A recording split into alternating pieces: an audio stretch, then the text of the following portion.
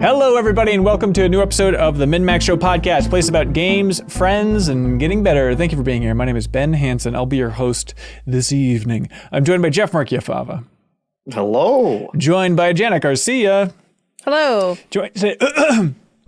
I always get choked up saying this. I shouldn't. I'm joined today by Kyle Hilliard. Well, thank you for getting choked up. I guess. I don't know why. I just had something weird in my throat. Is your face doing something weird? Are you growing a mustache? What's going on over there? I just haven't trimmed in like a few days. I've been busy today. Yeah, I usually try to trim it beforehand. I didn't get to it today. What's the longest you've ever just let your face go? Just let it run free. Not long. I cannot grow a mustache. It just doesn't work for me. It never gets bigger than this of what's happening right now. It kind of, you're like 200 pixels on a screen, but that looks like a mustache. I think legally that's a well, yeah. Okay, no, you know what? That's nothing. That doesn't count. All right. Well, I hope you're excited for a lot of very exciting game talk today. As I was building out the doc for this podcast, I just fell more and more in love with it. And I'm like, I am so excited to talk about all of these things. I think this is going to be a hell of a good show because we are talking about the Xbox Developer Direct. We're talking about Forspoken. Forspoken's out, everybody, and Kyle has finished it. Jeff and I have started it. Jeff has played more than me, and Janet is curious about it. Is that a fair way to put it there, Janet? Sure. All right. I'm going to make you curious about it, I promise. Then Fire Emblem Engage. We're talking about that Nintendo Switch strategy game. Then Sarah Pozorski is jumping onto this moving train if she can keep up.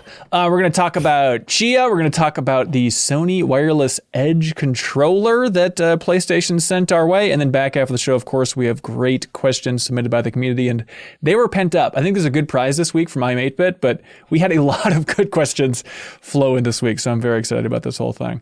Hold on, I gotta start Hi-Fi Rush downloading. It's very important. Oh, is that live right now?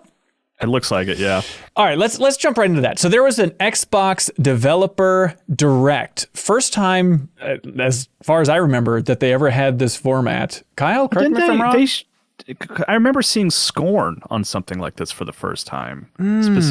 Were they showing off indies or something? Thing. It wasn't like an ID at Xbox presentation because those kind of feel close. I don't know. I remember that was like the first time we saw Series X stuff, but this did feel different in any case. This did feel different from whatever that was that I can't remember. Yeah, I understand everything on the internet is going to fall victim to high expectations and whatnot, but I enjoyed this presentation style where they don't have some stupid host making stupid puns to segue from one game to the other and just zero jokes, which is now what I'm allergic to, is when they're just volleying out 2 out of 10 jokes left and right.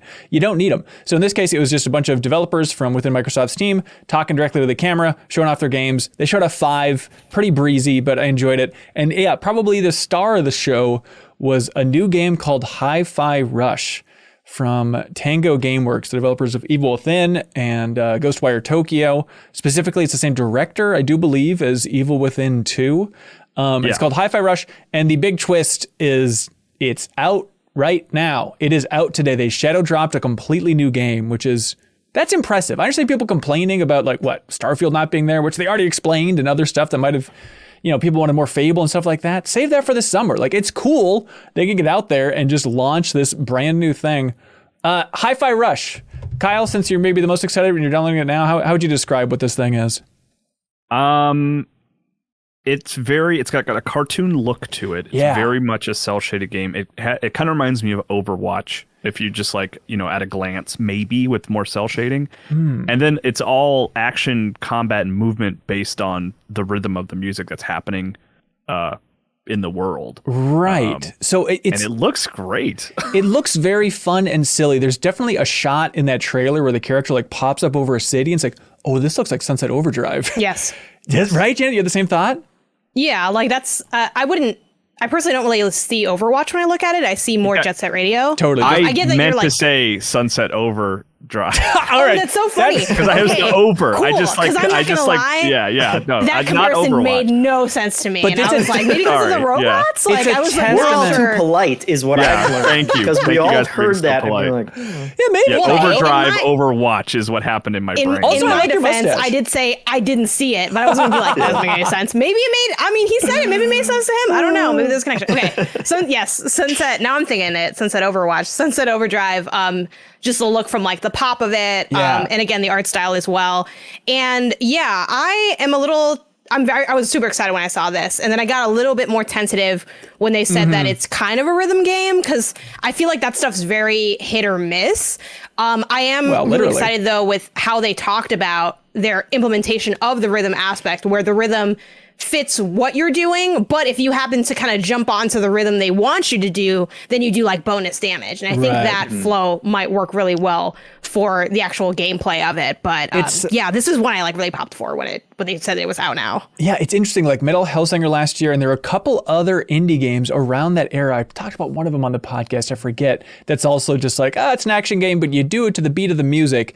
You know, it goes back to Harmonix, our favorite developers. I mean, trying to make games like Chroma, where it's like, it's a first-person shooter where you shot at the beat of the music. Or this game specifically, it feels a lot like No Straight Roads. If you remember that from, I think 2020, that game came out, where it's all about building a rock empire and taking out EDM. That was also like to the music. I think there was benefits and stuff. But it's interesting. Pistol Whip does it too. It's a different genre, but it's very much like you will be successful if you ignore the music. You will be extra successful if you pay attention to the music. Right. So it's a tough thing to pull off, and we have not played it yet at the time of this recording. So we'll talk about it more next week and stuff. But it's just cool to see. You know, it was kind of another testament, like, you know, as much as we kissed Microsoft's ass last year for funding something as weird as Pentiment, I think it's another example of just like, okay, I have faith in how Microsoft is working with these developers if they're letting the creators of Evil Within and Ghostwire Tokyo have this much free reign where they can pitch a game that is a cel-shaded cartoony thing that starts with a colorful character blasting through the glass and then saying, yep, that's me. I bet you're wondering how I ended up here. I hated that. That's the only part of the thing I didn't like. I was like, that was too much. It wrapped back around. It was so overdone. Now I think it's kind of charming and self-aware at this point, and I've fallen back in love with it, I think. But I'm curious. It's like that thing. What is that joke Leo made one time, that at the end credits they have to put like, this was meant to be stupid. Right. I couldn't tell. I couldn't quite tell. But yeah, Hi-Fi Rush, and it's on Game Pass and available now for everybody. So we'll talk about it more next week. We can actually talk about what this thing's like. Also, there's a cat in that game. There's a cat, and the cat is a metronome. Yep, and its name is 808. It's really good. It's really good. It's everything that my cat is in. Step it up, Bruce. I know, fan of the show. Let's see. They also talked about Elder Scrolls Online. It's interesting to see them just like pushing that game from square one again. Like, okay, everybody, we've been working really hard. It's free. There's over 20 pieces of DLC. It's free. If you like Morrowind, if you like Oblivion, if you like Skyrim, please come check it out. If you're Jimmy Stewart. Whoa, what do I gotta do? By the way, real quick, Ben, in the new Puss in Boots movie, there is a character that is just Jimmy Stewart. Really? And it's hilarious and fantastic. Hey, God, is that movie good? It's at like 96% Rotten Tomatoes. It's really good. Everyone's saying it's really good. Yeah, wow. I'm going to watch it probably this week. Although I'll go to bat for the first Puss in Boots too. That movie's pretty good too, but the second one's really very, very good. All right. Another one, real quick, we can hit up is was that the end of our discussion on ESO? What do you want? I mean, they've pitched it 1,000 times. I'm not going to go into all the details of it. They're pushing PvP. If you want it, you got it. I am curious, though. Are you currently playing ESO? Have you played within the last 5 years? I want to hear from people, because every time they say the numbers, they're like 400 gazillion active players. And I don't know anybody who's currently playing it, but, you know, I don't really know that many people. So let me know in the comments if you're playing the thing. Hey, I will say, again, I just keep pushing you back into this ESO thing. We don't need to. I feel like the ESO thing is a testament to what I feel like this showcase generally did really well, which is getting me slightly more intrigued on games that I went in being like, I'm going to turn my brain off. Right. And that happened with, which, was this the order? I guess you skipped over Gran Turismo. I don't know if you're playing on not Gran Turismo. Dare you? My skin is crawling. You know what I mean? No, that's the right answer. Sorry, no, I meant to say Overwatch, but you know what I mean. You know what I was talking, Forza Motorsport. Yeah. Yeah, like I think they did such a good job at just like selling what they had, and I think that's a testament to the style of the developer conversations that they had, which were very much like these teams pitching their game in a way that's genuine, quick, jumps to what they feel like is most important, brings in their play style. Like I think they did such a good job selling those titles. Yeah. As someone that's not interested in necessarily every single game they were showing off, but I think they did a good job highlighting what made it special and making me think maybe I should take some time to, you know, what else am I playing on my Xbox, right? Maybe I should jump back into this. So I really liked that aspect, and I felt like it was a strength of the showcase. Yeah, I think so. To that extent, and maybe this is, like thinking that Microsoft's playing 4D chess when they're really not, but it's almost like this entire presentation was custom tailored for the benefits of Game Pass, because all these games fall into that umbrella of like, I probably wouldn't buy this, but as like an add-on to Game Pass, you got me interested enough that I'd be like, yeah, I'll download that and check it out. And then that makes me feel better about having Game Pass. It's a weird thing. I mean, what does that mean? That's just the quality of the Xbox lineup for you? Your interest level in it is like, it's at a point of... There's like a weird middle ground there of like, this is a game that I probably wouldn't buy, but it's a perfect Game Pass game that I can just experiment with and not feel like I'm, risking an investment on it or something like that. Yeah. As opposed to like a Starfield, which I would probably buy anyway because I'm excited for it. There's like it's my like ideal hope for something like Game Pass is that Microsoft, that is like informing the conversation at Microsoft when someone like TangleWorks comes up and is like, hey, we want to make this kind of weird, more, like esoteric game. And maybe Microsoft is a little more like, yeah, go ahead and, like try it. We're not going to make you make another horror game because that will probably sell more copies, because we're not explicitly looking to sell copies of a game. We just want to add enough value to Game Pass to keep people subscribed. And we want to hit like a new audience. Like if we can turn some heads by being like, hey, do you like Jet Set Radio? Did you like Sunset Overdrive? Maybe this will get you. Whereas if it's Evil Within 3. Right. Evil Within 3, I'd feel like people would be like, all right, I'm either in or I'm out, and I probably already have Game Pass if I'm in, But I mean, yeah, to that point, like Forza Motorsport. It's just hard to say the name of that game. I'm just going to call it Forza. But like as a big Forza Horizon fan, I've never really gotten into a mainline Forza. But that said, like I did enjoy Gran Turismo 7 last year. And just, maybe I'm just a little burned out on open worlds in general. So like having a racing game that's just like race by race, care about your actual progression in these cars. With killer dirt.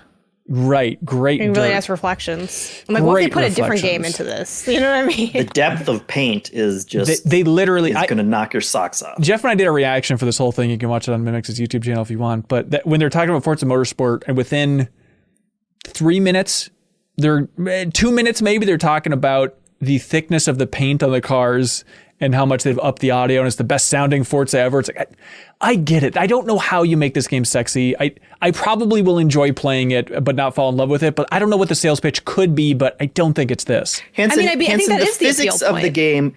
Oh yeah, the physics of the game is better than the last 3 Forza games combined. That's what they said. More realistic physics. Combined physics. They have to say something. They have to say something. Yeah. And like at least like Gran Turismo 7, they had that weird hook of like, you can hang out in a cool car cafe and sip a hot latte talking to people about Subarus. And I'm like, you know what? That's an angle. That's something. And there was nothing here. But then again, it's the bucket of Game Pass. So yeah, sure, I will play this. I mean, they have the building the cars thing, I feel like was in something with online ? I feel like they mentioned that. I don't know. But I do think that the sim, like for me, in a game like that, the sim elements do impress me. Like them getting into the weeds on the audio design and how like the different parts of the car will have, impact the sound the car makes. Yes, because because I play sim games. Like FIFA is a sim game, and like when I watch something like that, I look into the lens of when they say that it's going to be a dynamic pitch that's going to react to the players moving at certain parts and the dirt will be kicked up. I actually do pop for that because it speaks to the detail of that game, because that's what that franchise aims for: detail and realism. And so in Forza Motorsport, even though I'm also not a motorsport person because I'm just bad at driving, like I can barely drive the cars in Horizon. So if I can't drive a Lamborghini on the beach, I don't think I can drive a race car on a track. Right. But I still think that stuff's really cool because that is what people are looking for from that, and that is what they're striving to achieve. So I do actually find that to be impressive, and I think that is what's worth highlighting in something like that for that game. I think I don't think they worded it this way, but I think what kind of got me by the end of that is just thinking about like, well, this is going to be the best looking racing game of all time.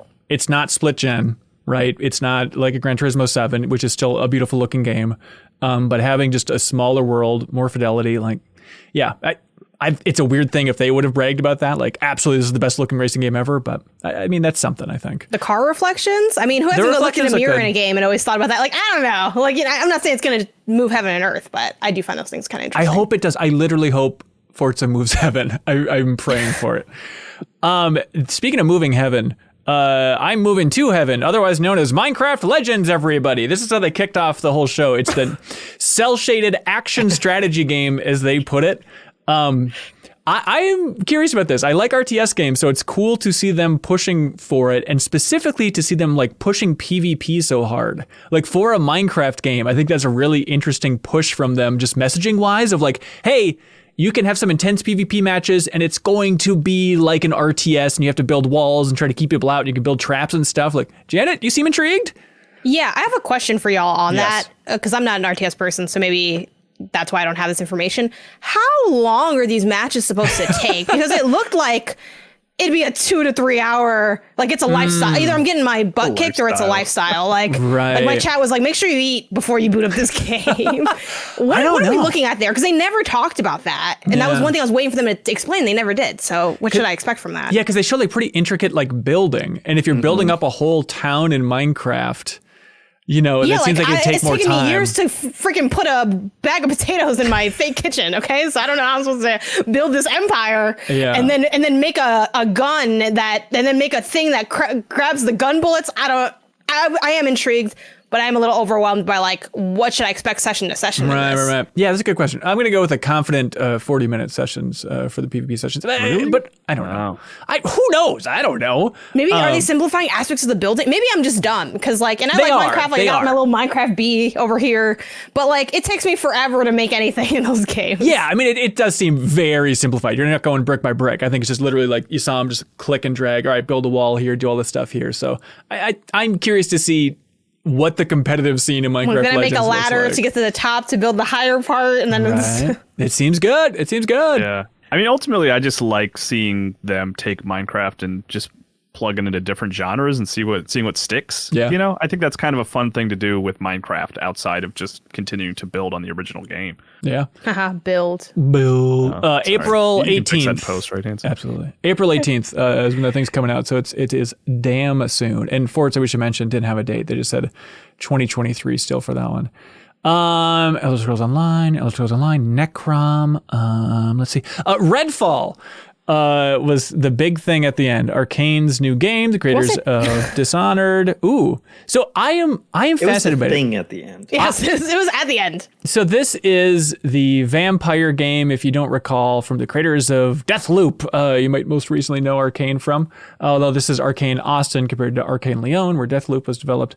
But I feel like, I don't know if everyone else has this sensation too, I feel like Redfall expectations were not exactly off the charts. Hype was not off the charts. I feel like in the last couple weeks, it kind of changed a little bit, where like there was an interview that they put out there. I forget where it was with, or who it was with, but Ricardo Bear, the creative director, and Harvey Smith over there, they said, oh, this game isn't like Left 4 Dead, everybody. It's like Far Cry 2. And that like turned some of like the immersive sim fans back around of like, wait a minute. I guess the idea of Arcane making a systems-heavy open-world game like Far Cry 2, that does sound pretty cool. Because I'm amazed by how many people still think this is like a Left 4 Dead style game. Like they just needed to come out in this presentation and just it still looks like one. Yeah, it's still. When you open thing for Horde to come and then you fight the things, like that's Left 4 Dead. Like that's Back 4 Blood. Like I played that game. Like it felt very much like that to me. And I know it is single player as well, but if they were trying to get away from that with this, I would say they failed. I don't think so. I mean, we were measuring the hype of the chat during our live reaction. On the same page here. Yeah. You want to be Team Hansen? Ugh, yucks. Am I right? By the way, I'm not even saying that's necessarily like a bad thing. Like, but don't back away from this, Kyle. It's a 4-player shooter where you're fighting hordes of monsters, and there might be more. There's going to be more to it than that. I can say with confidence, but like. The baseline genre seems pretty locked in. But it's not. But not as a Left 4 Dead style game. Like, why does a Borderlands game get to get out there? It's because we know the brand. I guess it's not new IP. But like, it's hordes. It's like monsters. I think, right? Yeah. Wait, what's Jeff think? We never got to that. Yeah, sorry, Jeff. He doesn't want to speak on the podcast, Janet. Don't make him uncomfortable. I mean, I went into this one without a lot of background knowledge, and so in my mind it was always arcane but co-op. And I guess from what I saw from this, it seemed less arcane-y, Dishonored, immersive sim, and more pretty straightforward shooter from what they showed. But I think in their defense, if I may, I feel like they were trying to emphasize that in this presentation, that it was a little bit different. It was more of an arcane game than you might expect. Like, I'm looking at it right now for the video version. They had that whole sequence, like you're going to the house slowly with the flashlight. They're trying to show, environmental storytelling is, hey, they wrote about my blood. Oh, my kingdom for some blood on the walls or whatever the hell's going on. You know what there. Other game really pushed environmental storytelling, Hanson? What is it? Yeah, Left 4 Dead. No! And you were also going around houses in the dark with a flashlight. Okay. All of that stuff looked Left 4 Dead-ish. Okay. However, then they also had that sequence that Harvey Smith showed off, where it's him like stealthing around the back alley by the brewery and stuff. And I feel like they were trying very hard to make it look like a Dishonored style game. I feel like they tried to hit these sequences to show that it's not just walls of enemies, which is what the rest of the stuff is. I think they were trying hard to, but I don't think the gameplay was supporting it as much as one of their other games. Like, I think it's just ultimately more co-op shooter than their other games, which shouldn't be surprising that you can't do as many, fantastical Dishonored style, abilities and things in a co-op game. Yeah. It's not going to work as well. And I think I'm sure they want people to know that there's more to it than just running around shooting it, but we saw a lot of people running around shooting stuff. It was, you kind of got bored by the end just with the amount of, all right, now here's a new type of enemy you'll be shooting. It's like, yeah, I think I got it. And we were trying to gauge people's expectations and where their hype was at in the chat. And there's a lot of people around like a 7 for interest level. It's like, okay, that's not terrible. And then we asked like, oh, did this improve? We're basically just focus testing during our live streams. I apologize. Don't tell Bethesda or Microsoft. Arcane. No, I'm just kidding. Yeah, exactly. It's like, no, but all 16 people for the data. But I was just curious. Yeah, no, like, did this improve? Did your expectation for this game improve or go down based on this presentation? And everyone was like, it's the same. It's the same. Like, this presentation didn't radically change my perception of this thing. I think we got like a little bit, like seeing the safe zones and the sort of the more maybe places where story will happen and stuff like that. That kind of like turns the volume up for me a little bit. Yeah. Not a lot. But Redfall, they announced is coming May 2nd. May 2nd. So, that probably paves the way for Starfield in the back half of the year. I'd have to imagine. They'd probably want to space those out a little bit. Maybe the Bethesda banner doesn't matter as much as I think it does, just for Microsoft wanting to space out Bethesda products. But May 2nd for that. I mentioned it on the live stream as well, but people were somewhat down on the show as a whole. But I think, 4 of the 5 games that they showed are all coming out before June. Like, that's not bad. If they can do another one of these in the summer with, another 5 games to show off, like, they're doing better than they have the past, 2 years or whatever. Yeah. Yeah. Especially Microsoft's last year was grim outside of Pentiment. So yeah, hats off to them. All right. Should we dive into this big thing? Forspoken, is it time for this? Do it. Oh man, I'm excited. Fall into the world of Athia. Oh, Kyle, so you beat this and reviewed it for Game Informer. Yeah. Right? How long did you spend with this thing? I beat it. I saw credits around the 15-hour mark, and then I played like another 5 hours or so, just running around collecting things. That's interesting. Jeff, you've been playing this, and you've been playing more than I thought? I've played 15 hours, and it seems like I am at the 25% mark, I would assume, based on story, what's going on. Really? Are you just not really doing mainline stuff? You just like really getting... Because I was beelining pretty quickly. Yeah, I've done a lot. You put stuff on my map, I'm going to go to it while I'm on my way to the objective. Oh, there's a lot of that in this Unfortunately, game. there's a lot of that, yes. Forspoken, for a reminder, everybody, this was Project Athia for a while. This is Square Enix publishing this thing. It is from the core team that developed Final Fantasy 15. A lot of the leads left, but it is at least flavors of that original Final Fantasy 15 team. This is their big push for a new IP. And it's out on PC and PS5. We all know Forspoken because it has the tagline, "Find your fight," which is the most generic, terrible tagline I've ever heard in my life. I am curious where everybody's at with this thing. Kyle, since you're the first to finish it here, I saw you gave it a 7.5 over at Game Informer. Yeah. Which is like, I mean, for me, the big thing is like, the story is like fine. The combat is like fine, maybe even a little below fine for those two. But like movement and exploration, at a certain point, it takes a little while to improve a lot. But like, I really like that part of the game. Yeah. I love running around and like and there's a couple upgrades that you kind of have to go out of your way to go grab. And I went out of my way to get those. And like I didn't even get the ability to like float, and prevent fall damage until after I'd seen credits and stuff like that. Which could be on me. Like maybe I didn't go for it early enough. But once you have that and the ability to press X to like sort of do this like timed combo jumping, I love that part of the game. I think that part's really good and it looks great. But then everything else is pretty underwhelming. Yeah, I mean, I was amazed just from the opening where it's like, okay, it even takes you a little while before you get dodge. You have to unlock dodge. And it's like, I think everybody watching me live stream, it was like, unlocking dodge in 2023, like this deep into the game, is bizarre.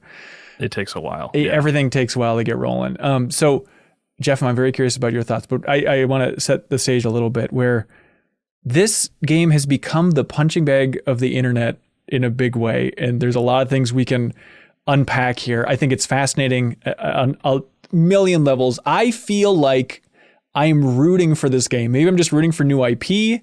Maybe it's just, I visited Square Enix back in early 2016 for the Final Fantasy 15 cover story trip at Game Informer, and I saw like a snippet of this game even back then. So I've always been curious about it, and knowing that team a little bit, I feel like I'm pushing for it. I'm fascinated by it. I don't know if I want to keep playing, but I want to keep thinking about it. Is where I'm at with Forspoken.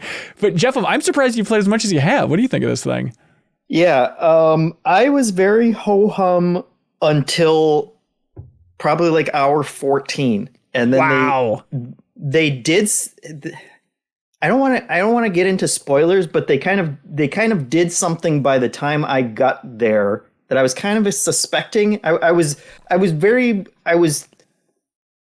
confused as to where the game was going to go progression wise, because I felt like I've seen a lot of things and I've unlocked a lot of things, and I don't know where they can go from here if they're not going to do thing X. And then they did thing X, and then it got much more interesting. So and Jeff, now are you talking about story, or are you talking about like gameplay mechanics? Gameplay mechanics and that intertwine with story, I guess. So where are you at then, Jeff? Sense? Are you enjoying this game at this point? Like, you got to the point of building up to having a good time?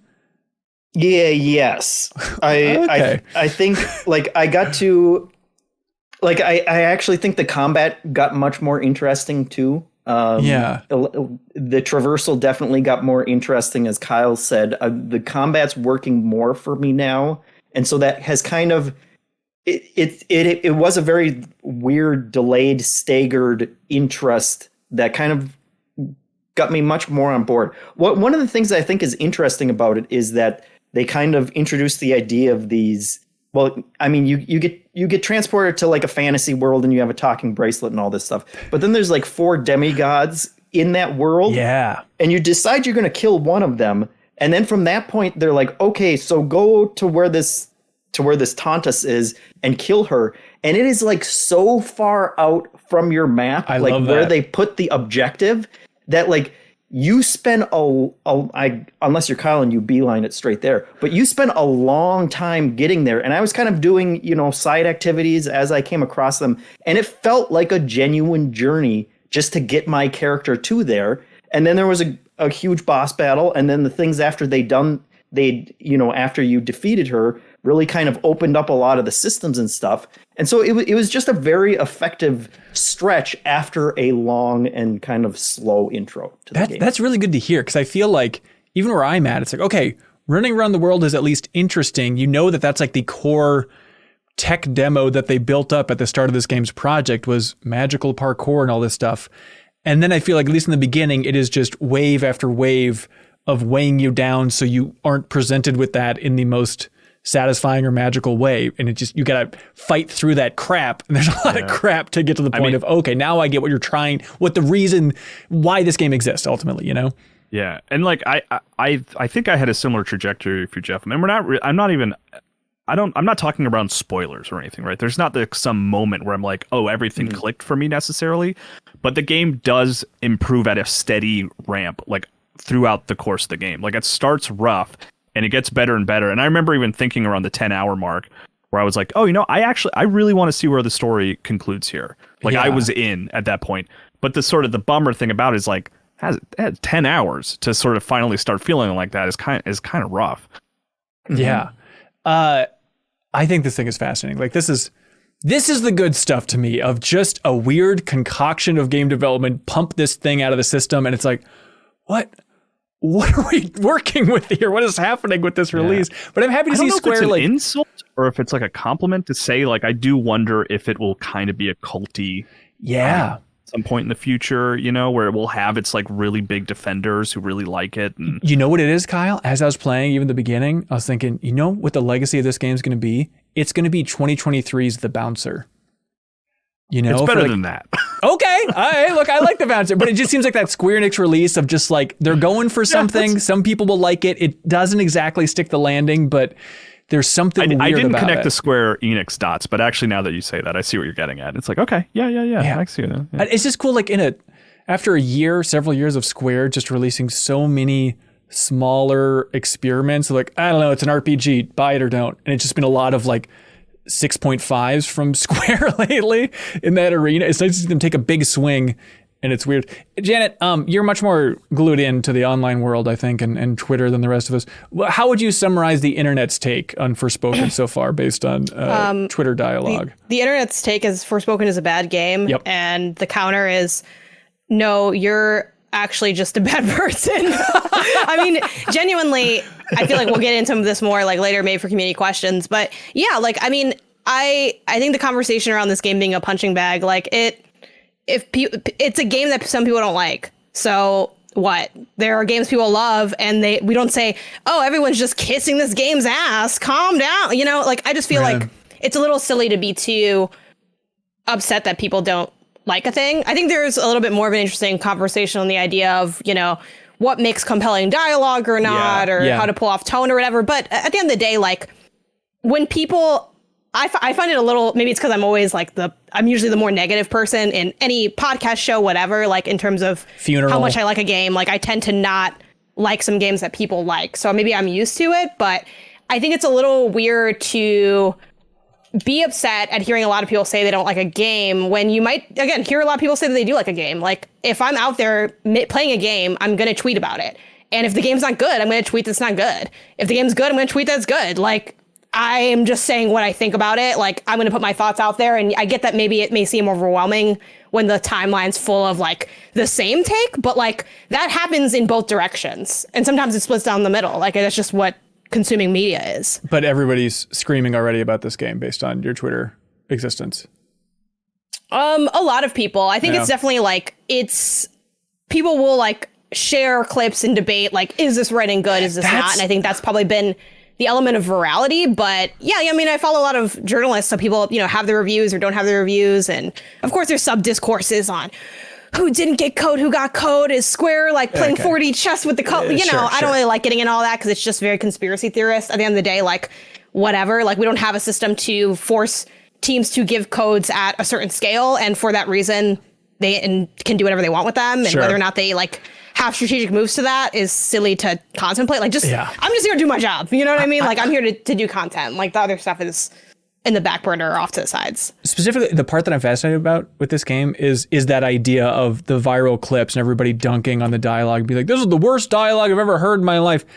And I'm not defending the dialogue in Forspoken, but there's a part of me where it's like, have you seen other video games? Did you play Pokemon Scarlet and Violet? It's the most abysmal script in the world.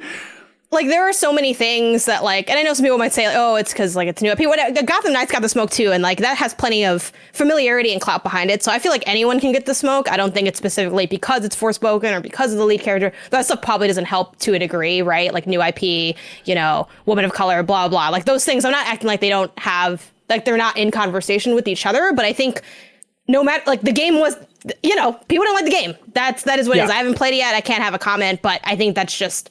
People didn't like it. They thought it was cheesy. I do think that like Marvel becomes a weird punching bag for it. Like I get it. You're an intellectual nerd. You don't like Marvel. Like I'm tired of the pick me nerds who say they don't like Marvel stuff. Like stop. Well, specifically, you know, it's I'm done with it. I'm done with y'all. I see your takes. Yeah. You're too smart for Marvel. I get it. It's the Marvel quips. Like that's what people are really laying into it about. Like I'm sick of these Marvel style quips and like tracking. I think y'all gonna act like that Spider-Man movie was on fire. Get out of my face. Right. Get out of my face. That's like, it. There are bad Marvel jokes. Yeah. It's I'm a with lie. You. Yep. You had Thor: Love and Thunder to dunk on, and that's all you really have. Because like Marvelification, I'm sorry, they have like freaking great films and TV shows. Like it's so silly. I can't stand it. It's a Janet, we're trying to defend. Pet peeve for me. We're trying to defend Forspoken. We can't defend all of Marvel at the same time. We gotta pick our battles. They interact with each other in this case. You do see that. You do. You're absolutely right. And like that's it made me think of like the Guardians of the Galaxy game.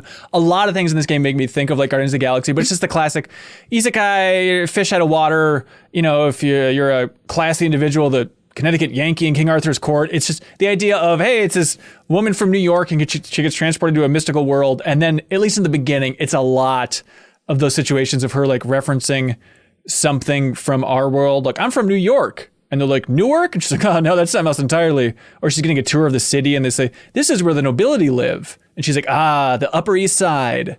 And they're like, oh no, like just her constantly referencing things from her world, and then the joke is that sounds kind of funny to be honest, but like I don't know. Like okay, Janet likes it. It's a lot of that, and I get very annoyed by that. Of just like, okay, everyone in this world would tell her to shut up, and she would be quiet or be a little more humble about the fact that her world is not this world.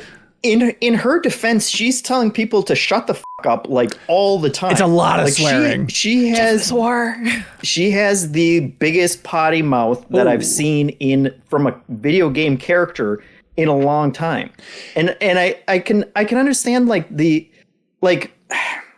don't think the writing's good either, but it's set up for that kind of viral dunking, I think, because the good parts of the game do take a longer to get to, and it's not something that you can distill down into a 5-second clip. And the bad parts of the game are things that you can do that with. And it's like, but constantly fighting with she's constantly fighting with a talking bracelet on her wrist. Like that is made for the internet to make fun of. But it's in some ways it kind of reminded me of Midnight Suns in terms of like, this is a game that just kind of like, they're going for it, and it's almost in defiance of that kind of cynicism of the internet of like, we're just going to tell the story we want to. She, you know, like she's an orphan and she's crying about her parents being dead in like the first 2 minutes of the game, and it's this weird like they're going for, you know, kind of this somber tone, and it doesn't really work. But like to some extent, I can appreciate just the effort putting it into a new character and a new IP. And like, if you want to get weird, I'll happily play a weird game that's kind of, you know, up and down in terms of storytelling or characters. And if something's lame, like at least it's lame in a different way. And I don't know. Yes, I'm with you. We're like the core idea of what they're going for of having a realistic person and having it feel more authentic. It's like, that's not going to clip as well. Like I thought early on, at least, maybe it goes off the rails, but like her moments with like that little girl who like tries to steal her phone in the beginning. It's like, oh, these are like sweet little human moments. And like, is this moment where it kind of feels like a real human being interacting with another real human being worth the moments of her being like, a dragon? Yeah, I just fought one. I shoot stuff with my mind. Well, I think too, at the end of the day, like people are really focused, like at least on the internet perspective, focused on the dialogue, debating, is the dialogue good, is it not? Having like, I was on the review for Kind of Funny, like I hosted it, like I haven't played it yet. That was like not even a big part of their complaints. Like generally they just said the game wasn't good. Like that nothing about it excelled other than maybe some aspects of the parkour. So eventually, I don't know. I've seen, I just feel like I get that it's like, it in a sense does suck for the team to have like, to have this clip of your game getting dragged or whatever. Like, that is a dark part of criticism and everyone wanting to have an opinion or wanting to like go viral with their jokes or whatever. But at the same time, like, this is a clip from the game, and we've seen this with Days Gone. We've seen it with, I made the Gotham Knights clip that blew up, and it's like, look, I clipped out part of the game and people thought it was bad. Like, I don't know. That is like, I also clip out good parts of good games. And sometimes people are like, oh yeah, I forgot how good the combat on this was, or telling their story. Like, it cuts both ways. And it is unfortunate that by nature, humans are drawn more to negativity than positivity. But like, I don't know. Should I not say anything just because the game is bad? I say stuff when the game's good or bad or whatever. Like, I don't know. That's the job of doing the content. Like, it just is what it is. Yeah. I am fascinated by like the journey of this game, and specifically like with the writing and how it eventually got to this point. Because the original idea is they brought in Amy Hennig from Uncharted fame and Gary Whitta, who helped on or wrote an episode and more for the Walking Dead Telltale games, and also wrote Star Wars Rogue One and whatnot. So, I mean, great talent was on this game very early on. Then it seemed like they kind of handed it off to two other writers. One of them is Todd Stashwick, who's an actor, and he's kind of been Amy Hennig's right-hand man going back to the original version of Uncharted 4. I think he's originally going to play like Sam Drake in that version and whatnot, and then Allison Reimer, who's a writer from the world of TV. So it's two people primarily writing this game who haven't had a lot of experience writing games, but I'm just fascinated by that journey of like a team in Tokyo saying, we want a more authentic character, a person who's quippy, who's more real, a little more Nathan Drakey. Let's get Mrs. Nathan Drake herself, Amy Hennig. And then that just leads to like this weird snowball effect where then it's just filter through filter of like, okay, we have a Japanese team in Tokyo making this game. And then we have a couple of white writers who are writing this perspective of a young black woman in New York. And then she's going to be performed by a British woman. It just feels like it's going through all of these filters, and the end result doesn't have that real natural quality, which was the original goal. Because that's too many passes to go through to have something feel human and real by the end of it. So it just ends up being kind of empty and hollow quips at worst throughout this thing. But I think it's a fascinating journey for a game's writing process to take. Kyle, anything we haven't covered on Forspoken yet? I mean, would you recommend it to anybody? You seem like the quietest, even though you're the only one who's finished it. Yeah. That's the tricky thing, because it's like, would I recommend it? That's like such a simple question, because it would come with qualifiers, because like there's a lot of things that are just sort of like are just baseline okay about it that you're not going to get excited about, except for the parkour. Like, I liked ultimately the story. I liked the conclusion. I liked the ending. I liked the beats along the way. But it's like they're not things that are going to like stick with me for a long time. They weren't these like big epiphanies of character or anything like that. It was just like decently executed throughout. So it's kind of like, I mean, that's like what that 7.5 score is. It's like, it's okay. It's fine, which is like a boring sort of criticism, frankly. But that's what the game is. It's like a bunch of mediocre things with good parkour. Yeah, and a weird development saga behind it. Yeah. The opening really made me laugh. It is so weird. Like starting out in New York, and then she's just like squatting in this apartment, and there's like a TV in the apartment that looks like it's from like 1958, and she has like a big. I was like, man, where would she have even gotten that? I know. It was there when she moved in, and I don't know. We've had that happen. Maybe that's true. I don't know. I mean, but you're more likely to find like an HD flat screen. I know.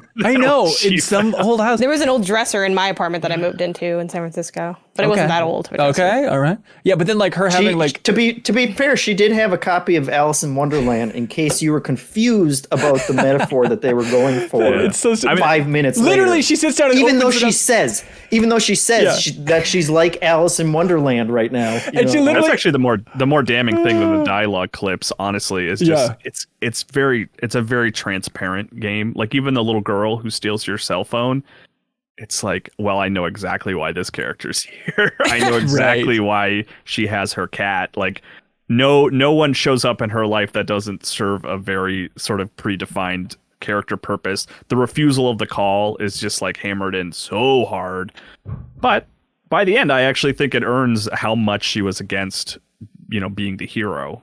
Okay.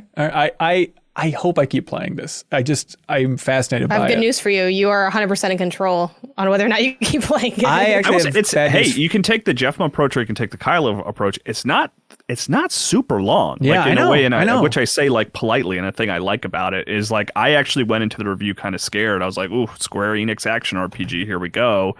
And then I was like watching credits at like 15 hours, and I was like, I'm gonna have this review turned in in plenty of time. That's all you care about is your free time, you monster.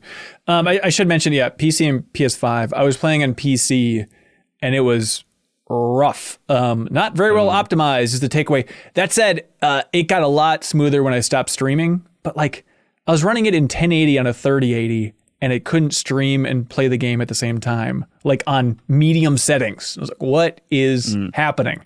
It was better when I stopped streaming and whatnot, but that was alarming. So maybe it's more Streamlabs' fault, but it is not running great on PCs out there, which is a real bummer. It ain't buttery smooth on a PS5 either. Oh, really? Even in like performance mode, it's like barely getting the job done. Yeah.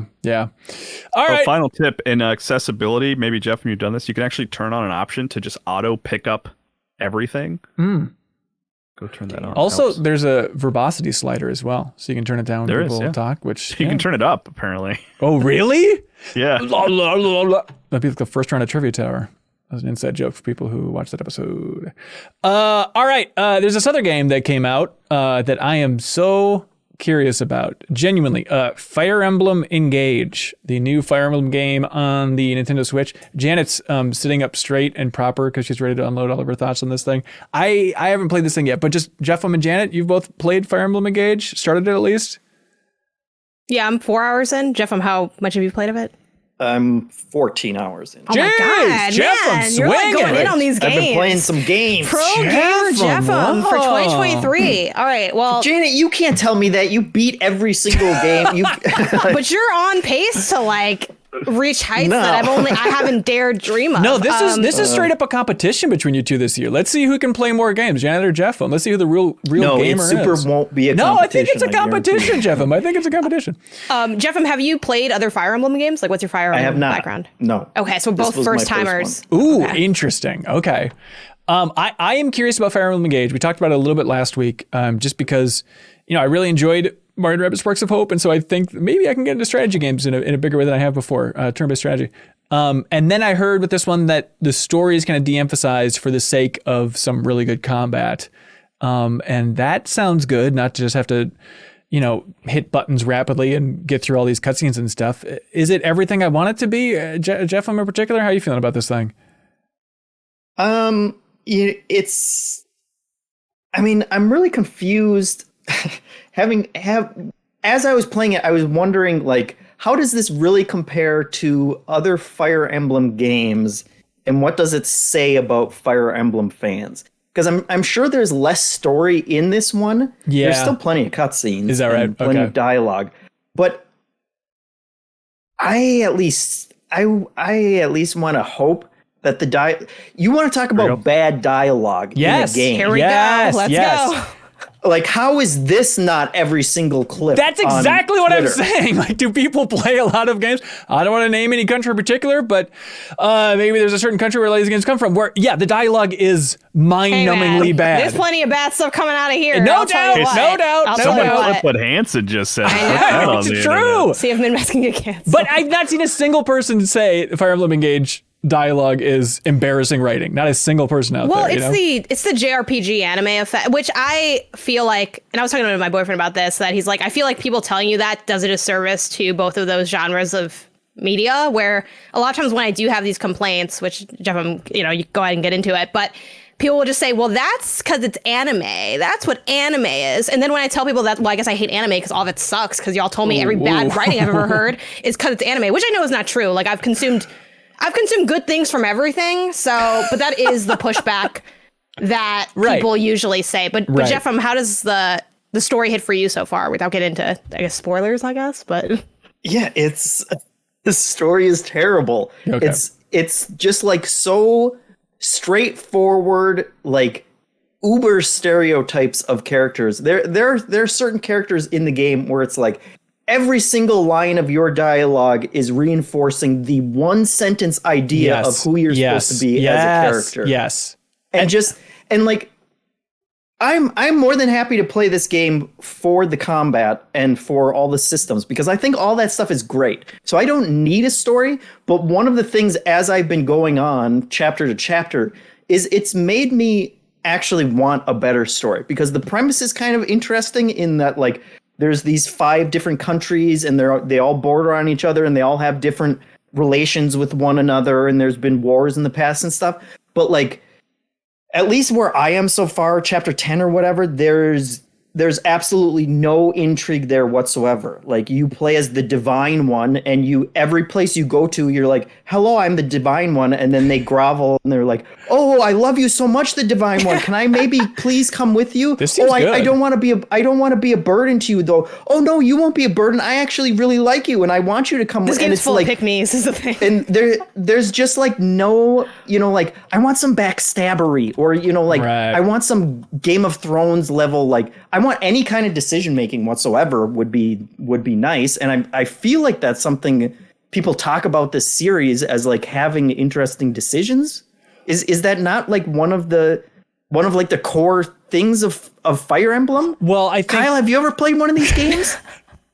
I played 3 Hopes, the Dynasty Warriors one. Okay. I mean, well, I think it's a lot of like, you find your waifu and stuff. And I think that's kind of the situation. Or like 3 houses, like you choose the house that you start with, and which is a big deal. Like those types of things, from my outside perspective, at least, seems like is the thing. Yeah.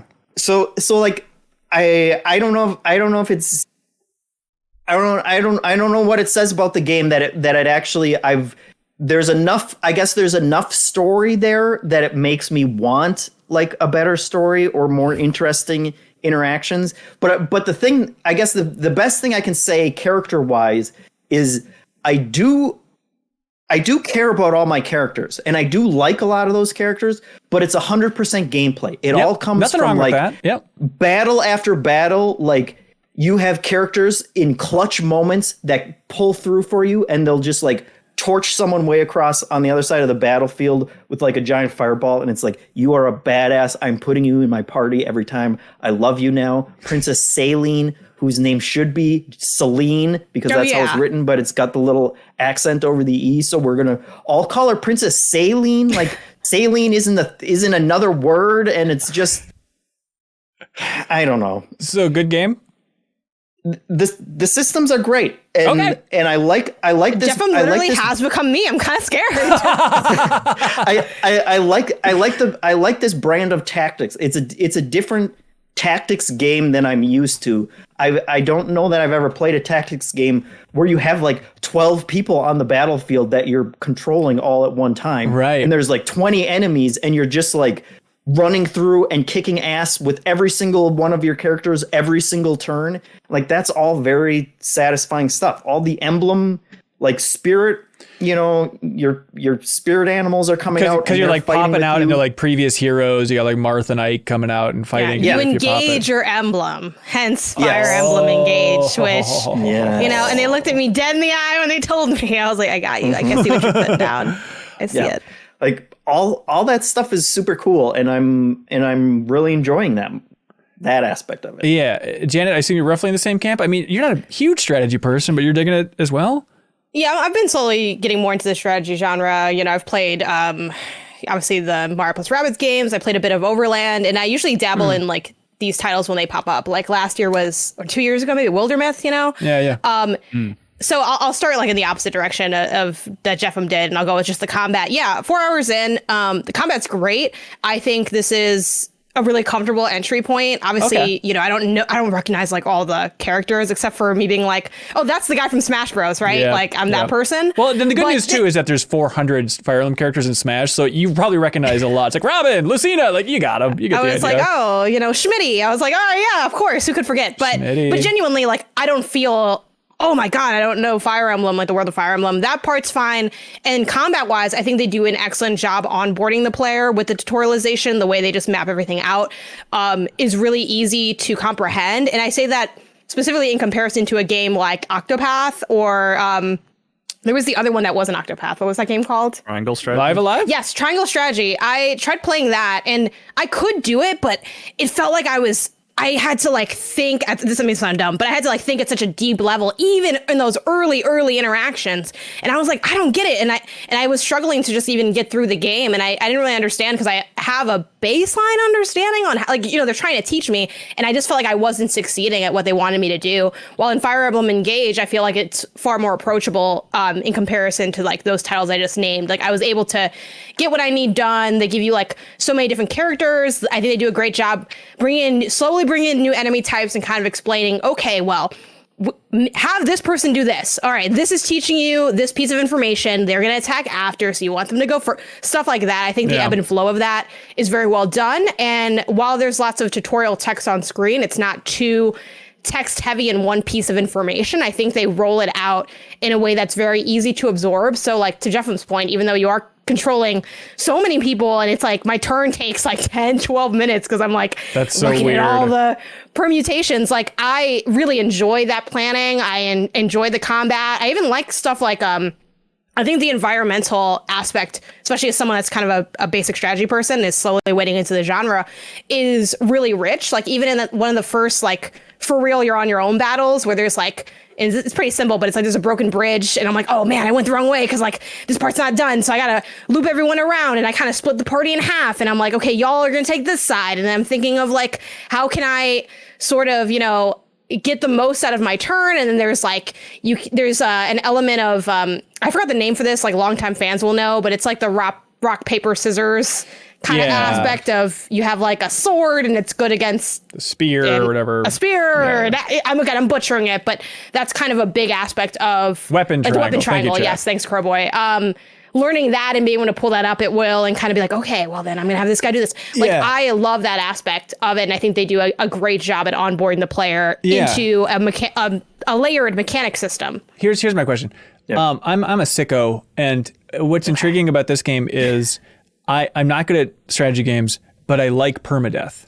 So like for XCOM, I'll play easy, but permadeath I think Janet was offended by that. I like it. It's just like, it's weird to be like, I'm a hardcore casual. Like it's just odd. It is. Yeah. I want to feel consequences, but to not lose constantly, I guess is the weird line I like to walk. And so the weird thing is I hear you could rewind everything in this game where it's like, you can have permadeath, but rewind it. So like, what's the point? I was going to bring that up. It's such a weird thing, but I think it's great that it's in the game. You get a crystal that you can access anytime from the start menu and just rewind as many steps as you want in the turn order. Weird. And then continue from that point. But it's great for learning the game and for like you'll just make mistakes or things and it's like, man, I wish I could redo that. And it just gives you that option. It just says like, yeah, sure, go for it. I don't know if you actually get that if you're playing permadeath or if you're playing on the higher difficulties. The higher difficulty has a limited amount of times you can use it, I believe. Or I might be misspeaking, but it's either limited or, and I don't know how many levels above what I'm playing it has, but it's either like limited or you can't use it. Like, but the one that has infinite is the basic kind of, what do they call it? Like, I don't know. They don't call it normal mode, but they call it like weapon triangle. I don't know what it's called, but it is weird they don't have an easy mode in the game though. They only have like normal and then like 8 hearts, and I'm like, where's the easy? But I don't know. I didn't find it too taxing to do. Just baseline. Like I think you should go into it if you're interested in it. You can always just play it your own way too. You could just do if it's permadeath, I guess you don't have as many turnbacks anyway. So I guess it'd be fine. I mean, it's not what I'd recommend, but if it's what you enjoy, it makes sense for you to play it that way. It feels more like real life. No one's forcing you to use that crystal, Hanson. Yeah, I know, but just knowing it's there, it's like, yeah, you can play Forza, not rewind, but it's like, come on. If they're giving me the power, I can't resist that. But it is limited rewind, so it's not just going to totally save your life. But sure. But you could just use it all at the beginning of every match. So that you don't have any, and then actually start it. That's actually, it also lets you truly commit to murdering someone on your team because it's like, well, I could rewind it, but I'm going to commit to this. So it's doubling down. Some of these people need to be like I can't wait to get, and I don't know where things go, and Jeff, I'm sure you already have this because you're farther along, but that healer you first get, that annoying little girl, I was like, you're cut. You're cut immediately. As soon as I get someone who can do your job, please, because to Justin's point, you nailed it with their one description. Someone wrote dialogue completely around it, where it's like, oh, hi, I love you so much. Like, I'm the high-pitched little girl, and I'm the kind of nerdy guy who has the same personality, but it's a little different. You know, it's like, so many of these characters suck. Some of them are cool, like by design and by like kind of little attitudes, but narratively, it's not really hitting, but I'm hoping it like kind of grows on me a little bit more. Sure. And I like the sim elements, but I'm waiting for them to be fleshed out more, which to people's credit, that's kind of what Three Houses excelled at. So I know I might not get as much of that stuff, but things like being able to, you know, get, I guess not recruit, but like you can get animals like from different realms to go to your like little home base world. But yeah, as far as writing, by the way, something you can also do in Forspoken. All right. That's cool. Yeah, I mean, I like animals. I'm always a fan of animals.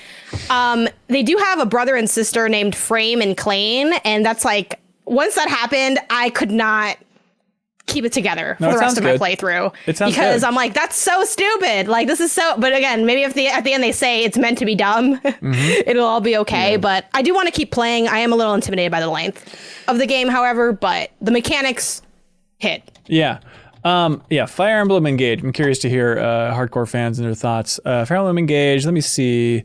Something interesting is apparently this is like the first one in a while that's fully developed by Intelligent Systems. Like Three Houses, I guess, split with Koei Tecmo, co-developing it and whatnot. Looks like Polygon has a story that Fire Emblem Engage is 30 to 50 hours long. So that's intense, but that's cool. That's cool. I don't know what I expected. All right, Jeff, thank you for doing the Lord's work and playing every game under the sun out there, man. And sledding. So there you go. And doing everything we ask of you at MinnMax here. Do you want to go rest up and play some more Forspoken by giving us one solid, cool clap? Absolutely. Eat shit, Sarah Pazorski, welcome to the show. Hello. Hope you weren't waiting too long to jump in here magically. And you should know, Sarah. No, it's just instant. It is instant. And you should all know that Jeff was referencing Forspoken. He wasn't actually mad at us with the vile things he said on the way out the door. Just to be very clear.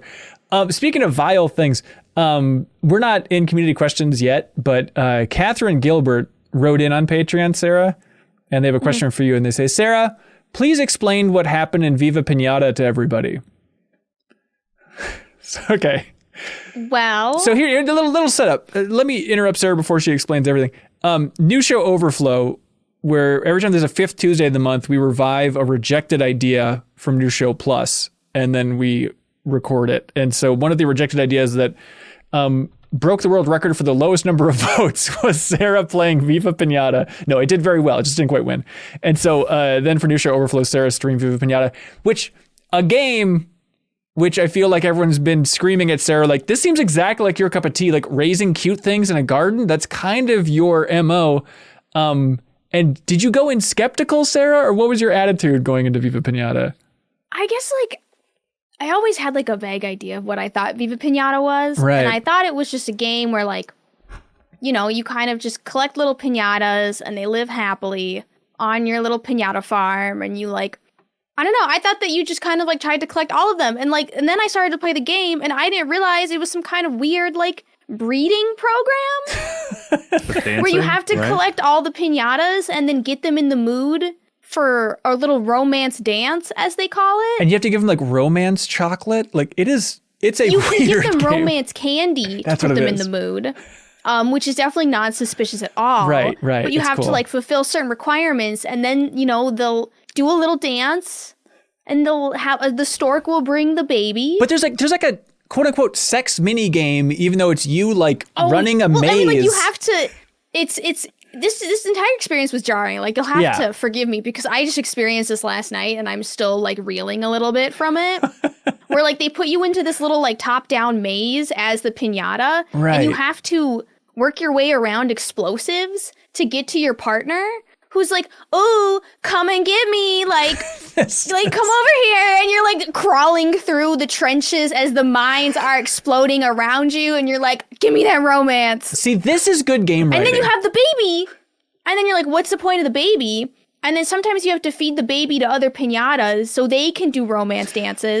Okay, this is the part that was confusing because I kept checking into the stream and then I also edited it to put it up on YouTube and stuff. And every time I checked in, you were confused and you were saying something like, wait, so Kelsey has to eat Jeffem? And I was like, what is this game? Do I not remember this well? So I got my 2 worms and I named them Ben and Jeffem. And then they had a child named Betham. Of course. But then and then Kelsey was a bird piñata, but in order for Kelsey to do her romance dance, she had to eat a worm. So then we had to vote on who they would eat, if it would be Ben, Jeffem, or Betham. Yeah. And we had to sacrifice. It was you, Ben. No! Ben, they voted for you to die. No. But it's okay because Betham got in a fight with Jeffem and killed him. What? Really? So we just fed him to the other bird anyways. Yeah. It's insane. This game is absolute insanity. Do you like it? I feel like I like it, but it's almost more like an RTS industrial complex of piñata breeding.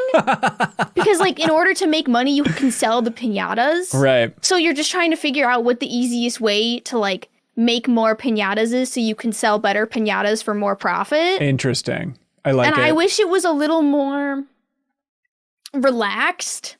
You know, I wish it was more like Harvest Moony, where I didn't have to sell my piñatas and like force them to breed so I could take the babies and then feed them to other piñatas. It just feels like a vicious cycle, but it's so cute. It still looks good. It's so cute. Yeah, like if you would have played Viva Piñata in 2006 when it came out, like I feel like it'd be up there for you raving about it. Like, why don't they make games like Viva Piñata anymore? I think I was surprised. I was like, okay, like Xbox Showcase, they're going to bring back Viva Piñata. Obviously, they didn't. So it's completely disappointing to me. Yeah. All right. Sorry. But Redfall, Sarah, run, don't walk. Okay, there's another game that we should talk about that's a little more pressing than Viva Piñata, but you can check out that archive. But by the way, do you want to keep playing it, Sarah? Where are you at with that? I honestly, in my Discord today, I was like, should I keep playing Viva Piñata? Should we? I know this is antithetical to the concept of New Show Overflow, but should we put it in the poll for New Show Plus to see if we should continue the New Show Overflow option? Oh, Viva Piñata? Yeah. Huh? I don't know. I don't know. Okay.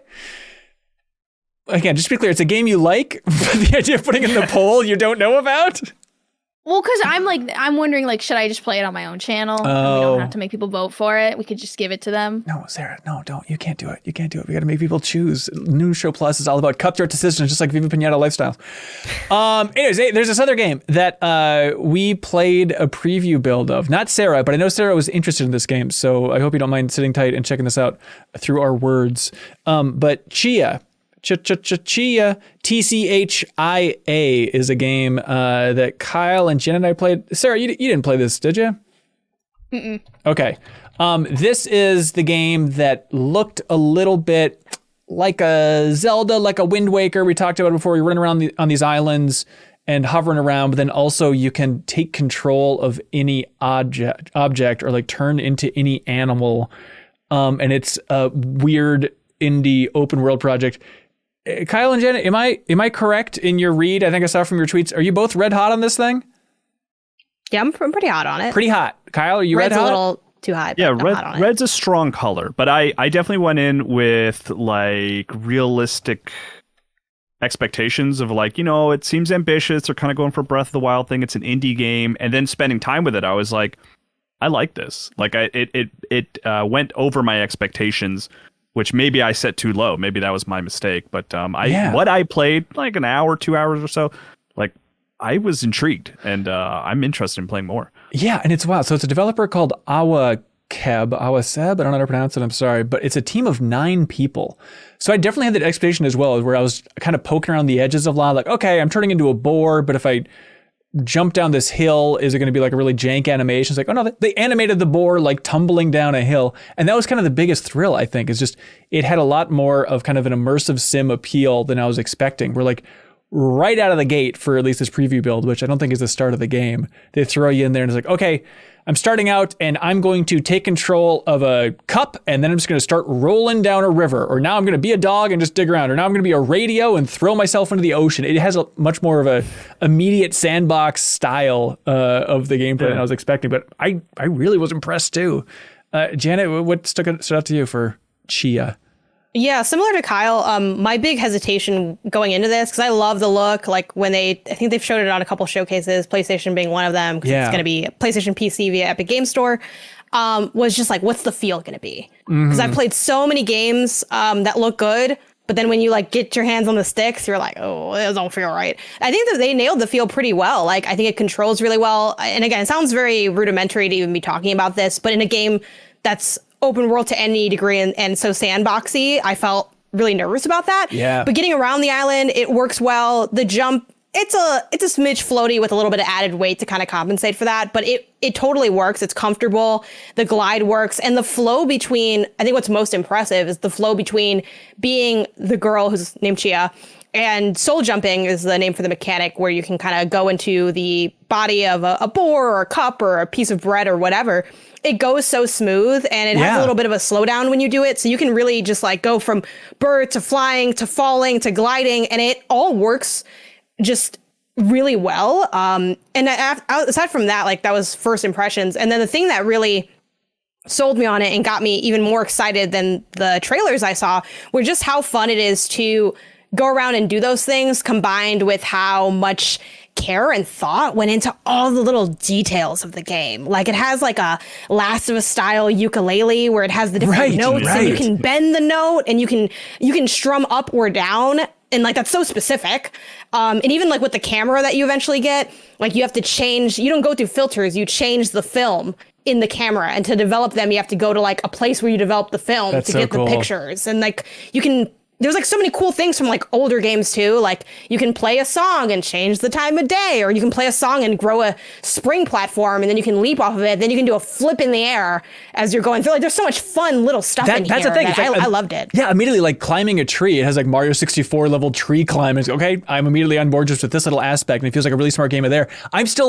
I didn't do many of the objectives. I just kind of played around for a while. I was like, oh yeah, this is good. I'm looking forward to checking out the full build, but I don't want to spoil myself. But it is like all the ingredients are here. And I think for an indie team, especially like messaging wise, I feel like they're nailing it. They have a little presentation at the beginning of this demo just to like set up where they're coming from, where the game's coming from. And I feel like it's just like the perfect example of an indie team. I feel like messaging really effectively with this thing. But I'm still, despite all the positivity, I'm like, I don't know how this is all going to kind of combine into the overall system of the game here. I don't know how it's going to actually stack up when I have objectives to go beat to beat. Like, is the bloom going to be off the rose pretty quickly for like, yeah, it can be a coconut, but how fun is that for 3 hours? It's super fun. Like, it's fun at first. It is fun at first. I don't know. You know? I mean, objective wise, it's kind of structured to be a little fetch questy with a mix of light puzzles. So like one example of, and I think this was an optional objective, but you need to get some eggs. And like, I already knew how to do that because I had been a chicken. And like when you're the animals, you have like different little things you can do. Like a dog can dig in the ground, or a bird can poop on people, or a cow can poop. Poop comes up a lot. Like it's like they don't come up with that many different things the animals can do, which I do wish they had a little more of. Yeah. But they have like the chicken can lay eggs. So it's like, okay, I soul jump into the chicken, I lay an egg, I become the girl, I pick up the egg, boom, I have the egg. And that's kind of the general flow of how the objectives work. So you're either like going somewhere to get a thing, like, oh, meet your friend, and you can kind of see on the map where she's at and you can head over there. I think the traversal too is very like easy to get around despite having stamina. It doesn't feel limiting like at all. Yeah. Well, I thought it could go anywhere in the game. As for they put us, you know, in this demo, at least maybe the start of the game, it is a lot more punishing. We don't really know, but yeah, like, for sure. Just soul jumping into a bird to like get over that giant hill, to get over the mountain back to the house so you can slaughter a chicken. That's a good time. Did you guys see that cutscene? Yes, that scene was wild. It was so dark and weirdly funny where they like have this moment where they're like, oh, well, we need the chicken dead. And then they like just cut its head off, like off camera. And then it's standing there without a head on. And they're like, it'll just just give it a second. And it's so funny and weird. But to that point, they also have like some really fun setting stuff. Like they have a setting that is sort of turn off any dark stuff kind of for like little kids. So like we want little kids to be able to play this. That's so cool. Like if you want to turn off the very bit of kind of violence or like darker. So I'm guessing maybe that scene might be different if you turn that slider on. Yeah. But like little stuff like that, I'm like, y'all thought so deeply about so many little things in this game. Yeah, I'm excited to see what it ends up shipping like. But yeah, Tchia is the name of this thing. And they said, early 2023, we don't have an exact date on this thing. But I'm definitely curious to play more. Even after seeing this little bit, it's like, oh, maybe I should have put this on my most anticipated list because I'm really curious how this thing's going to actually turn out. But based on playing it, it seemed cool.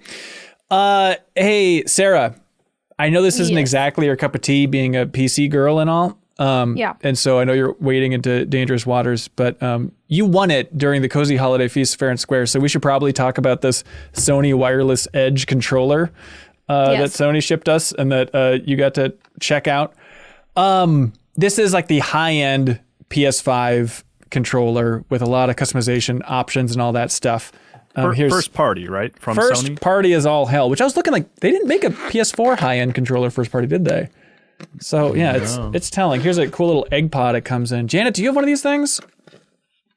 Oh my God, hang on. Sorry, I had my fan on because it got really hot in my room and I had to mute myself for it. No, I don't have one yet. Oh, you were reaching for it. Totally. I know she reached out. I was going to reach in and grab my PS3 controller that I happen to have. Oh, that's so much funnier. Nice. No, they didn't send me one, and I think it might be a little too rich for my blood and my gaming style. Yeah, but I'm excited to hear about it. It's like $200, right? Yeah, and you know what? I'm a simpleton.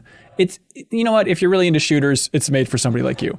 You know, like as somebody who's not into high-end shooter gameplay, I understand this isn't for me. All I really want is like, yeah, you know what? I don't mind having the little triggers on the back. It's cool to have like L3 and R3. I like them. Yeah? I went for like the short little ones. What'd you go for? So did I. The other ones were too big. Yeah, they're clunky. But it's nice to have like L3 and R3, I think, on those instead of pressing in on the sticks. But all I really want is like, I want this thing to be heavy as hell. And it's like slightly heavier than the PS5 controller. You can barely tell that it's heavier than that. You can't tell. Yeah. And the other bummer, just to get those out of the way first, is the battery life. I know it came out before, but yeah, it's like the PS5 controller is 12 to 15 hours, and then this is apparently 5 to 10. Ooh, that's pretty low. That's significant. Yeah. Do you find yourself, when y'all were playing with this, like, did you find yourself like having to switch controllers because it died? Like, I don't know your cadence of play versus charge. I messed around. I re-downloaded like Gran Turismo 7 and Horizon and messed around with it a little bit in there, but I didn't even play the 5 hours to that point. But it's like, I'm so close to the TV, it's not the biggest deal, but it'll still probably be my default, PS5 controller. Like, I'm that close to the TV where charging it isn't the end of the world or anything. Sarah, what do you think about this thing? It sure has a lot of buttons on it. It does. That you could press if you needed to press buttons. Correct. But other than that, if you put this in my hand, like blind, I would not be able to tell you if this wasn't just the base controller. Even without the little thingies on the back? Well, I'd be like, what are these little thingies? But like, if I was just playing casually, I don't think I would tell the difference. Like, it's nice that you can set how much you want to push the knobs on the back down. Which is interesting. Yeah, so they have like the depth, so you can make it really shallow. So for the L2 and R2, you don't need to press them that much.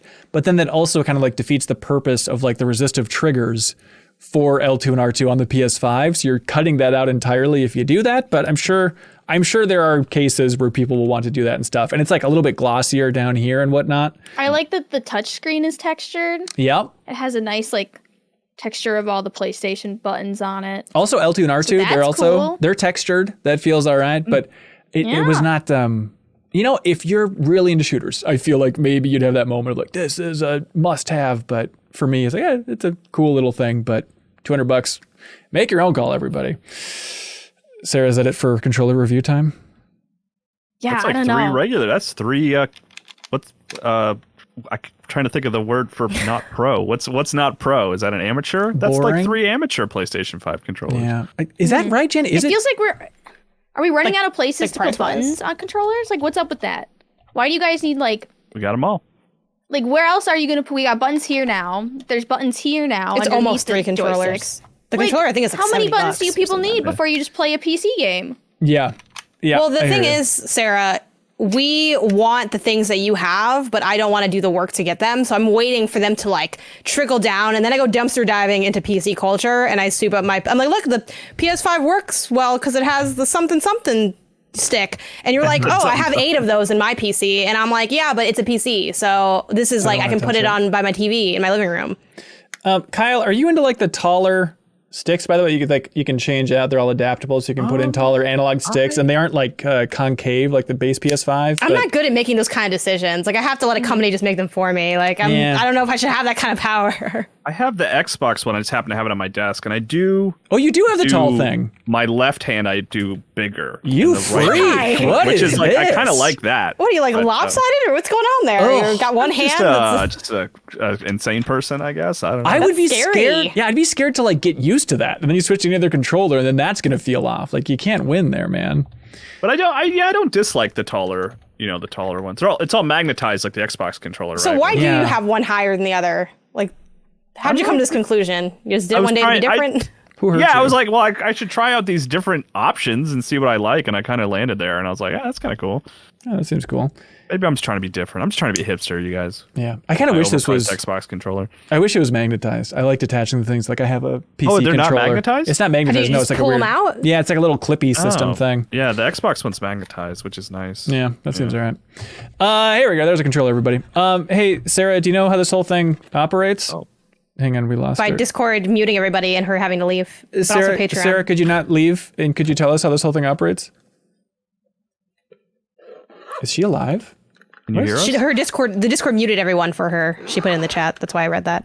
Oh, so what's she doing right now? Why is she just She's trying to figure out how to fix it while trying not to show that she doesn't know what's going on for the audience. That's why I came in and set her line for her. But I guess no one picked up on that. So it's okay. We can just keep doing this in a loop. Janet, this is why you're a pro and we're all just rank amateurs. You'd be like, I don't understand what's going on with Sarah. Why is she not reacting and trying to seem like nothing weird is happening? That's right, Janet and Sarah. It's Patreon. Patreon.com/MinnMax with 2 N's. Thank you to everybody for supporting us at any tier. Find the tier that's right for you. Help support independent games media and at the same time unlock some sweet benefits for yourself. Thank you to some of our biggest supporters. You know their name. You love their stuff. I am talking about, of course, the one and only I Am 8-Bit. They want everybody to know about a Monsters Expedition Plus Earlier Adventures, which is available for the Nintendo Switch thanks to I Am 8-Bit. This is an I Am 8-Bit exclusive edition. It is 4 award-winning unique puzzle games in one. There's a Monsters Expedition, and then Cosmic Express, A Good Snowman is Hard to Build, and Soko Bond. Kyle, they say over 100 hours of unique, no-filler puzzles in a Monsters Expedition Plus Earlier Adventures on the Nintendo Switch. How about that? That's a lot. And what if I told you it also comes with an exclusive poster of the full world map from a Monsters Expedition? Also, I'd say you're lying to me. I'm not. That's what they told us. Also, you can find that vinyl soundtrack for all these games in I Am 8-Bit's wonderful online store. Help support them because they support us in a big, bad way each and every week. They are absolute champions because this week they are giving away to whoever has the best question submitted over there on Patreon each and every week. Did you know this, Kyle? If you support us even at the $2 tier, you can submit a question over on Patreon. I think you're lying again. And then I Am 8-Bit ships out a prize for whoever's the best. But whoever has the best question this week, so we really have to be on our game, they win the Persona 5 Royal vinyl soundtrack is the best way to put it. Triple vinyl soundtrack. Truly one of the best. So you can win that soundtrack thanks to I Am 8-Bit. But it can only go to one person, whoever's the best question. And of course, you can be the shapeshifter at Poe's Masquerade. Just think of it. People will get someone will get that. Oh yeah. But also, we should let you know that if you go to I Am 8-Bit's wonderful online store, you can use the promo code RABBITSEASON. RABBITSEASON, no space, for 10% off everything under $100. Sarah, you ready for some good questions? Absolutely. You're such a pro. All right, here we go. Ricky Maru writes in and says, hello, below are a few examples of games that took a risk but never received sequels. Here's what Ricky says, and here's why I want to have an amendment to their question.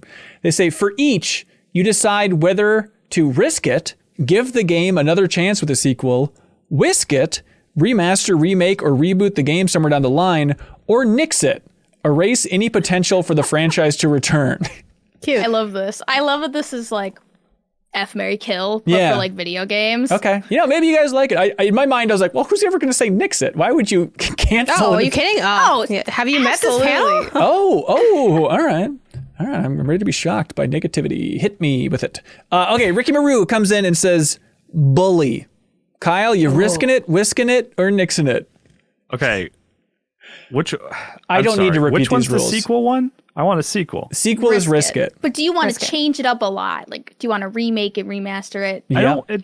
I don't want to remake it or anything. I just want to. I think a sequel is the best direction to go with that one. So you're saying risk it. Risk it. Yes, Okay. risk it. Let me write these down. Please Was it do. risk, whisk, and what? Nix. Nix. Come on, Kyle. Have you never played a Ricky Maru trivia question? Janet, Sunset Overdrive. Ooh, I'll risk it. As if it's even a risk. Come on now. You love that So game? good. Yeah, it's great. Oh, that's one you streamed on Xbox's Twitch channel, right? Yeah. That's yeah, I so did. cool. Let's see. See, this is. Now I'm weighing in my mind. Does Sarah know this game? Because I'm like, well, of course. Probably This not. seems like a very Sarah game. Then it's like, oh wait, no, she's anti-Dreamcast for no reason, even though it's her console, just like Viva Piñata is her home game. That's what you say, but it's like I just never owned one. I know. Can we give Sarah a Dreamcast? I tried, and she said, Did she say no? well, You no, handed I her one, tried. she returned I it? tried during Extra Life to play one, but I couldn't find one in the Twin Cities with 4 controllers. How'd you play Sonic Adventure and all that? GameCube, which is applicable here. The point is, Sarah, Skies of Arcadia. Risk it, whisk it, or nix it. Oh my! I love that game. Okay, all right, good. Absolutely. But you- Okay, I just want it again. So maybe I would say, what is it? Whisk it. Like Yeah. I want them to make it again, but I want it to look nicer. Right, or just re-release it. Can you imagine if they just released Skies of Arcadia Legends, that I'll take GameCube version? anything. I'm desperate for that game. I am with you. Okay, let's see. Janet, Days Gone. What are you doing? Oh, okay. Man, this is a spicy one. Let's see. I'm definitely not picking Risk It. That's for sure. Actually, am I? No, I'm not. I think I'm. Man, I feel like this is tough because I feel like I'm going against things I've said where I'm like, oh, give it another chance. Yeah, but if I had this is your chance to. decide what that studio did next, I'm going to go nix it. Simply because I'd rather see them try something else Yeah. than to run this back. But if they did make a Days Gone 2, I would absolutely play it just to see, like, I think they could build on what they have, but I'd rather them take the learnings and just create a new world. Which it seems So I'm like gonna nix that's it. what they're doing, and they've been Yeah. teasing and whatnot. But okay, I mean, knowing Yeah, man, the Sony, truth comes out. I didn't even know that about myself, really. And I'm like, I guess I don't want another one. that's the point. Damn. That's what Ricky gets to your soul about. Yeah. All How right, do you know? Kyle, I'm sorry to do this to you. Diddy Kong Racing. Diddy Kong Racing? Yeah, Well, they did already whisk it once for DS. yeah, that is true. Oh, they did. Well, yeah. Look, controversial. I don't really have a lot of nostalgia or affinity for Diddy Kong Racing. Whoa. Now, what about if this was a Banjo Pilot situation? Would you change your answer? No, hold on. Okay. Banjo Pilot. I'm thinking to myself, what announcement would I? Because I don't think it needs to be nixed. There's a lot of love for that series, right? You'd hurt a lot of people. I'd heard a lot of people, but like, what would be a more exciting announcement to me? Diddy Kong Racing 2 or just a remake remaster of Diddy Kong Racing? Right. I think a remake remaster Yeah. would be more exciting to me. Okay. I think that's what I would rather play than a sequel. Yep. So I'm going to go Whisk. Okay. Sarah, have you ever played The Order 1886? No. Okay, it's a PS4 game. I think it'd be a funny one to stream Nix. because it's short. Okay, nix it. There we go. Thank you, Ricky Maru. Azza G writes in and says, "Hey, MinnMax, greetings from Australia. Hello. I was wondering how much stock you folks place in developers nowadays in terms of this game will probably be good because of blank developer. When I was very little and naive, I used to think a publisher must mean a game is good. If Ubisoft's name is on the box, it must be good. But nowadays, I even doubt some of my favorite developers when it comes to their upcoming games, such as Redfall from Arcane. What are your thoughts?" I remember that when he's like, well, Squaresoft, every Squaresoft game has to be incredible. And then Threads of Fate was a solid 7 out of 10. I mean, I definitely still put a lot. I mean, what else can you go on, really, than their previous work? I guess it's like developer combined with publisher combined with genre. You got to do this certain equation of like, okay, does it seem like they have enough development time? Is the publisher needing to push this out the door? What But do even we know? that stuff is less important to me than just the developer. Yeah. Like, you know, like I can get excited about, you know, Blank's new game, Gen Design's new game. Rocksteady's new I don't care who game. the publisher is. What's that? Rocksteady's new game. Honestly, yeah. I mean, that's the only thing. If Suicide Squad was not a Rocksteady game, like then I would be probably like a 0 for me. But the fact that it's Rocksteady means like I will play it the day it comes out, just Yeah. because I enjoyed their last game so much. Even if like everything I know about Suicide Squad isn't particularly exciting to me. The fact that it's Rocksteady is enough for me to like get excited and be hopeful for it. Even then, though, I think this holds true that it doesn't really carry that much weight anymore because, I mean, when we're talking about our most anticipated games, But it was personal. But you were putting like Gotham Knights above it. You know, Ben's like, your opinion on yourself is it is true. I don't think you're that hyped for Suicide I do Squad. want Days Gone too, actually. No. Okay. I feel like every time we talked about most anticipated games, you're like, Gotham Knights over Suicide Squad. Where if it was just the pedigree of Rocksteady, you'd be like, I mean, Arkham Knight's the best. Arkham Asylum's the best. This game's going to be number one. I see what maybe you're he's putting saying. a lot of stock, but it fails him. But that is a different question. His stock on how much can you count on it. I think one developer that I thought of with this question was like Platinum. Of like, I feel like people trying to predict the quality of a Platinum game, whoever was in that business went bankrupt because it just started like fluctuating. Like, okay, well, there's an A team and a B team, but then there's also a C team, but then sometimes the A transitions to a D, and it's just okay. Now it's just Platinum is just rolling the dice in a post Babylon's Fall world. No one knows what the hell's going on over there. I would say post Avatar Legend of Korra world. Yeah, the Teenage Mutant Ninja Turtles game, all those gems. I kind of like that Ninja Turtle game though. Yeah, all right. So does anybody else have faith just in publisher developer at this point, or is it out the window? No, there's just too many variables, and like there's so much turnover in gaming, especially like I don't think that people are working there that worked there like 5 years ago when they last released a game. 6 years ago, 7 years ago. It's probably not the same people. Yep, that's especially exactly in it. some studios. And it's relevant to the discussion earlier today of like, Forspoken, it's from the 15 developers. And it's like, well, a lot of the leads left, the director left. How much worth is that Luminous Productions name at this point for Final Fantasy 15 fans? It's just a mess. Yeah, I think it's a lot more of the franchise, someone in conjunction with who's developing it. Like the next 3D Mario game, I'm pretty confident that's going to be a good game, but that's in both context of who's making it and also the history of that franchise. Because there's like, I would say Nintendo, but there's plenty of Nintendo games where I'm like, I don't know if you're really if you're going to bring it like that, like it's a case by case basis. But yeah, I almost never believe someone made this, it will be good. I think FromSoft might be the only thing. And even that, I'm a little bit like, I didn't pick up, what is it? Armored Core Knights of Rubicon or something? I don't know what it is. Oh, you didn't pick it up in Rubicon, your, right? in Knights your wouldn't make any sense. But yeah, like I didn't pick that up in the draft. It'll probably score well, but like I was a little unsure because it's just like a reboot of a franchise that didn't land very well by the end. Well, yeah, also you're forgetting about, Kyle, what's the game that you always like to remind people you played, nobody else did? The VR game from Software? Terracine. There we go. Yeah. But I feel like their Terracine days are over. That's maybe. right. I think you're right. Drake Heinhorst writes in, and trust me with this, everybody. I'm adding this on to Drake's question. Everybody close your eyes, except for me, because I have to read this question. Okay. Okay, thank you. Eyes closed. Just use the NVIDIA technology. Oh, gross. Drake says, hey, MinnMax, is it weird that I don't know the colors of people's eyes? My wife thinks it's strange that I don't remember the eye colors of those close to me or even my own eyes off the top of my head. I don't think it's a very defining feature. Am I alone?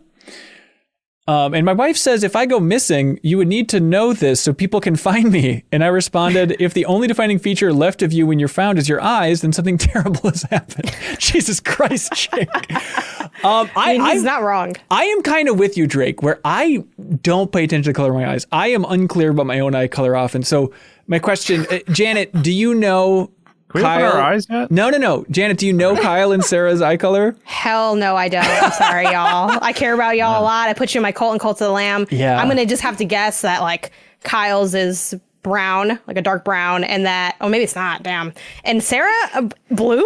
I don't know. I think I'm not dating them, so I feel like it's not as bad to not know. It's like I haven't gazed into their eyes. I would know my wife's eye color though, so he should work on that. Yeah, you at least know that one eye color. Everyone else, that's fine. I got that, a glowing red. But I think my distinction, I guess, is like I photoshopped everybody's faces so many times that I feel like I have a slight advantage where it's like, honestly, I wasn't even looking earlier in this podcast. I think Sarah's are blue and I think Kyle's are green. Is that right? Moment of truth. Do we open our eyes? Sure. Now? But they didn't have to guess anyone else's eyes. I feel like. Kyle's blue? I still can't tell. Yeah, I also. Bluish. Wait, kind of bluish is your answer. Yeah, I don't know. They're always like, you can stare into my eyes and I feel like they're different colors on different days. I don't know. It's like a mood ring? Everyone, and I mean that for hear more everybody. about how Ben doesn't know his own eye color. Well, if I go back and look at the history of my driver's licenses, sometimes I say green and sometimes I say blue. And now I think my wife has beat it into my head like they're blue, you idiot. But it's like I don't know. I thought they were like green or like hazel or something. Wait, to confirm, Sarah, your eyes are blue, right? Yeah. Yeah, my eyes are blue. Okay, good. And I feel like I see a lot of selfies of you, so I feel like I've seen your face more than everyone else's. Right. Yeah, and also So, I know you go into Photoshop and you saturate your eyes a little bit more. It's an old selfie trick. We know all your tricks, Sarah. Me? Yeah. No, I don't. Kyle, you really don't know yours? Ben's doing that to our pictures. Yeah. I mean, I think it's somewhere between blue and green. It just like kind of depends. Do we have the same eyes? I feel like we've even talked about this as a family recently and looked all into each other's eyes and being like, kind of like, I don't know. I still don't really know. It's not a. You guys got to use that TikTok filter that like puts the eyes all around your face. Oh, there you go. So you can like really see the color. Love it. That should be the picture this week. Also. Janet, your glasses are making tough. Brown? Yeah, I mean, I feel like you just assume that they are. Well, I didn't want to assume. It's kind of like how I'm like, Sarah, I'm guessing blue because you're a white blonde woman. Like, I don't know, probably, right? Probably. Good chance. Everybody, try and think right now at home about your loved one's eye colors. Pop quiz, hotshot. The Peacock writes in and says, hey, folks, I just picked up the, by the way, Leo? Brown, right? I think. Oh, man, I don't know. They're the color of Riders Republic before the storm, you know? Yeah, I think so. I think Jeffem's are brown. They feel brown when you look into that dark soul. Right. Pull up one of his videos. Yeah, Kelsey and Jacob. Jacob feels brown. Kelsey feels brown? I think so. I think don't so. know. I guess I don't know people's eye colors. I don't either. It's weird because I can picture their face in my head, but the color is just not specific enough. Yeah, I can't even picture that. The Peacock Leo's says, definitely brown. Can't confirm. Thank you. Nice. Yeah, everybody else is brown. I just picked up the Steam Deck and I was curious what your favorite games for it have been. Any suggestions other than Vampire Survivors? This classic question. The answer is Vampire Survivors. I am still playing Dome Keeper every day and I freaking love that game. I talked about it before, but it's kind of, you're mining down in the fields and it's kind of like a tower defense up top, but it's just like a super simple loop and it's perfect for exercise biking. But Kyle, you playing anything good over there? It's so weird. It's weird. You know what I like is that kind of like Xbox 360 era of game I really like on Steam Deck. Like I was playing Castlevania Lords of Shadow and like Batman Arkham Origins, and then also Metal Gear Solid Phantom Pain, which is, was the next generation. But that kind of era of like 3D action game, I feel like is particularly good on Steam Deck. And I really had a good time playing the first couple hours of Lords of Shadow and stuff like that. Because it's still like the novelty of like, look at this, playing it handheld. Never could play it this way before. Yeah.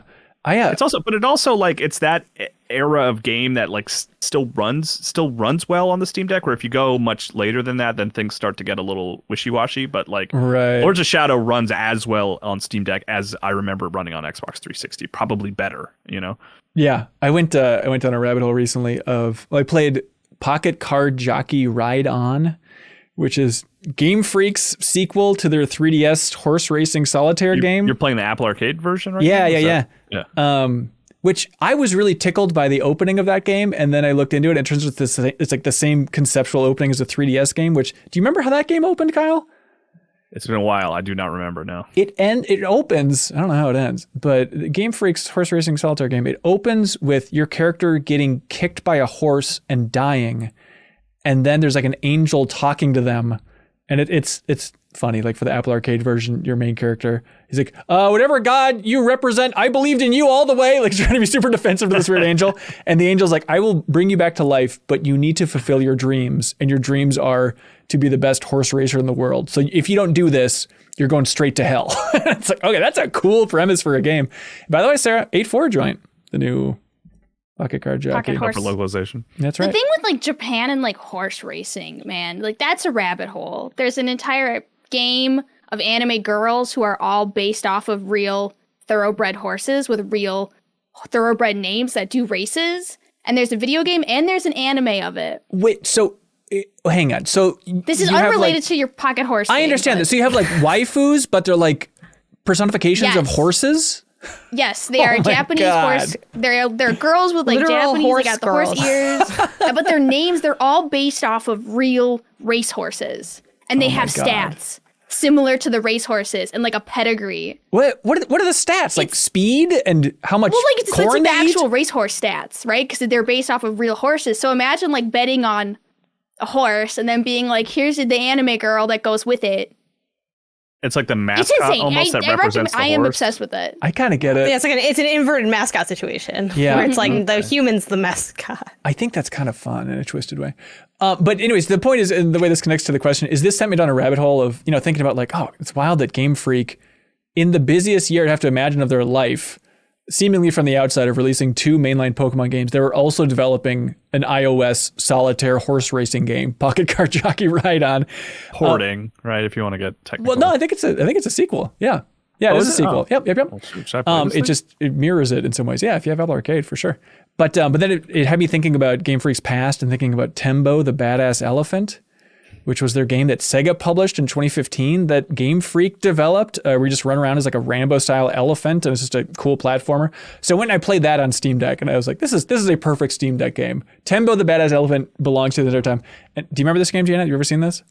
No, I don't think so. It's very cute. You're like a huge elephant, and as you're dashing around, like it has text pop up on the screen, and the text as you're dashing says like bada bada bada bada, like the beginning of the word badass, like with each step you take.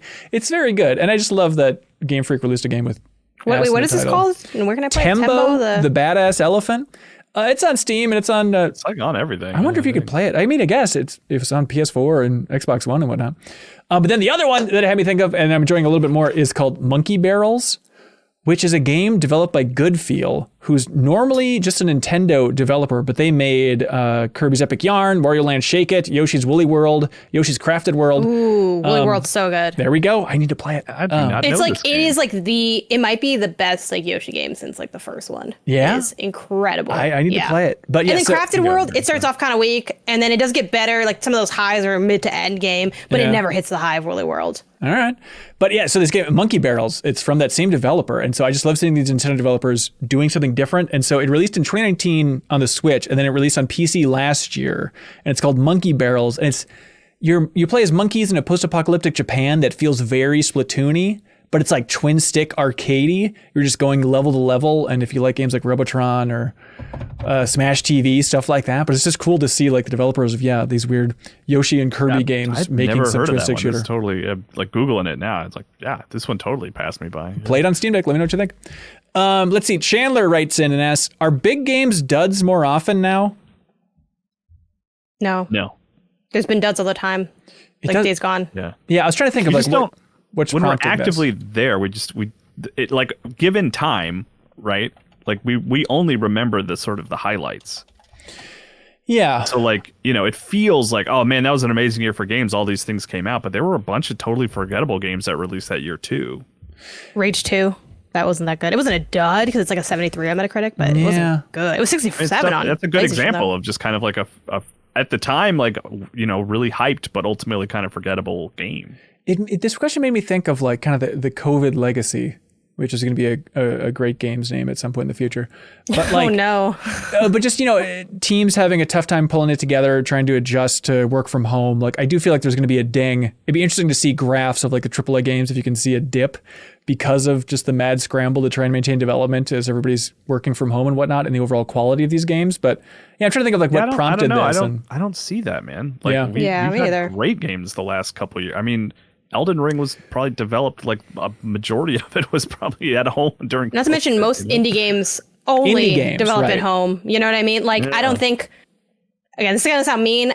I think some of these games were bad because they were bad, and like maybe that became true partway through development due to ideas, due to budget, due to time, whatever the reason is, the game was bad. Like, I think there's always reasoning behind that, but I mean, I think to the question's point though, we have had a couple sort of in a row, and I think that makes it seem like, oh my God, is AAA no longer the guaranteed 7? It never really was to begin with. Like I do think there's that perception of a certain quality from a AAA game, and a few of those have fallen short of that, which is surprising, but not entirely uncommon.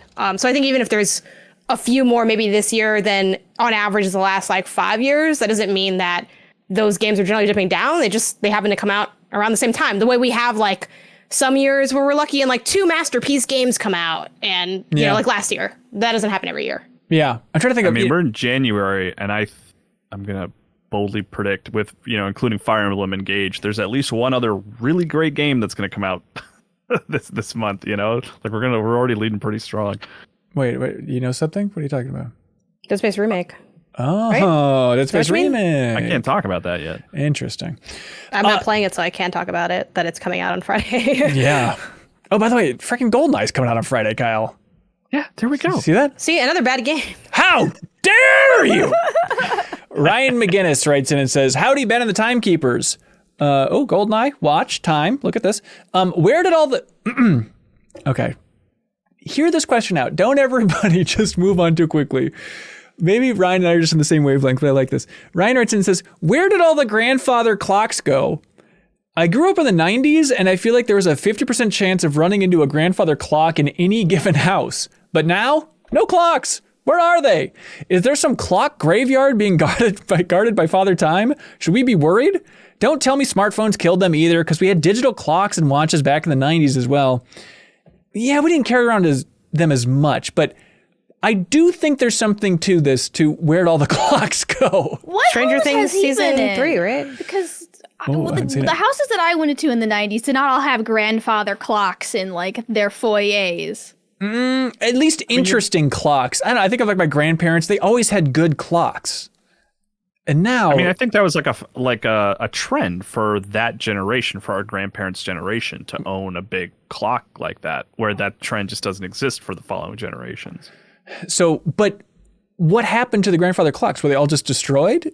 Where are they? I'm sure they broke and then no one wanted to repair them. That's it? Yeah, they exist in your grandparents' house. They continue to, and they didn't manufacture new ones for your parents or for our generation. And then, they slowly broke the ones, and then they didn't get repaired, like Sarah said. Can you and then they... define They're your buried, idea like of those like a ET good games. clock, Yeah. Ben? Is it? I'm thinking of like the stand-up. Yeah. Yeah. That's what I'm thinking. Like yeah. Animal Crossing novelty Yeah. grandfather clock type of thing. Yeah. It's like, and now our grandparents in the future, all their houses are just going to look like Hook's little clock chamber with all those broken clocks, from the film Hook. Anyways, Cade Mead, Kyle, when's the last time you saw Hook? 5 years ago, maybe. Wow. I think I watched it with the kid at some point. Did she like it? I don't think so. God, I don't think damn so. it. Cade Mead writes in and says, "Hello, the final season of Servant started." I don't know what that is, but they're releasing it one episode per week. Shyamalan and I don't know. Ron from Harry Potter. Sorry. But they're releasing it one episode per week. It's driving me up the wall. Does anyone really enjoy the weekly release model anymore? Yes. It's okay, but only if there's like one. You get one thing. Like the thought of having more than one show to have to watch weekly, I think I'd lose my mind. But it's okay. Like it's kind of nice to be like, oh, my family, we're all gonna watch this like at this time on Sunday. Like we're doing that with Last of Us now, and it can create like a nice moment. That way, I don't have to just feel like, well, are you gonna watch it all right now? Because if you're not gonna sit down and watch it all right now with me, I'll just watch it by myself. Okay? I'm like, I'm down. You gotta give me time. I don't want time. There's not that divide, which is kind of nice, but Yeah. I don't need it. I genuinely prefer it because it's like lower time commitment. There's something to look forward to every week. It gives you a chance to, because like with a lot of Netflix shows that drop all at once, the conversation is either like, have you watched it? Have you watched all of it? Can we talk about it? Or can we, or not? We're not going to talk about it then. But with week to week, like there is an opportunity to kind of be like, what do you think's going on in this show? What do you think's going to happen next? Like Severance was the last time I really enjoyed that process. Like me and Matt Cotto were like messaging each other and being like, what do you think's going on? Here's what I think, and like you just can't do that with a show that drops all at once. So Yeah. What did you think of that quote unquote kiss, by the way, in the last episode of Last of Us? Did that work? Did that work for everybody? I mean, medically, yes. Right? It infected her. It certainly did that.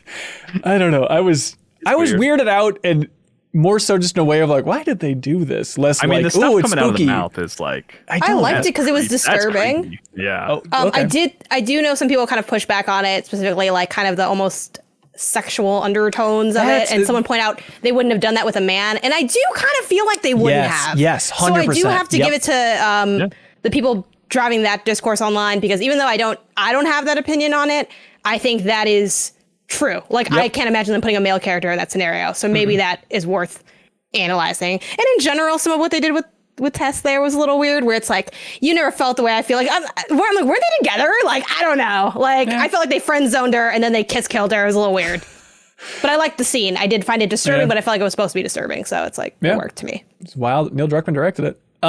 Lewis K writes and it says, "Hey team, I recently bought Resident Evil 3 Remake on sale on the Xbox Store, and I saw that there was a DLC pack for 4 bones that gave you all of the unlockable weapons and unlimited ammo.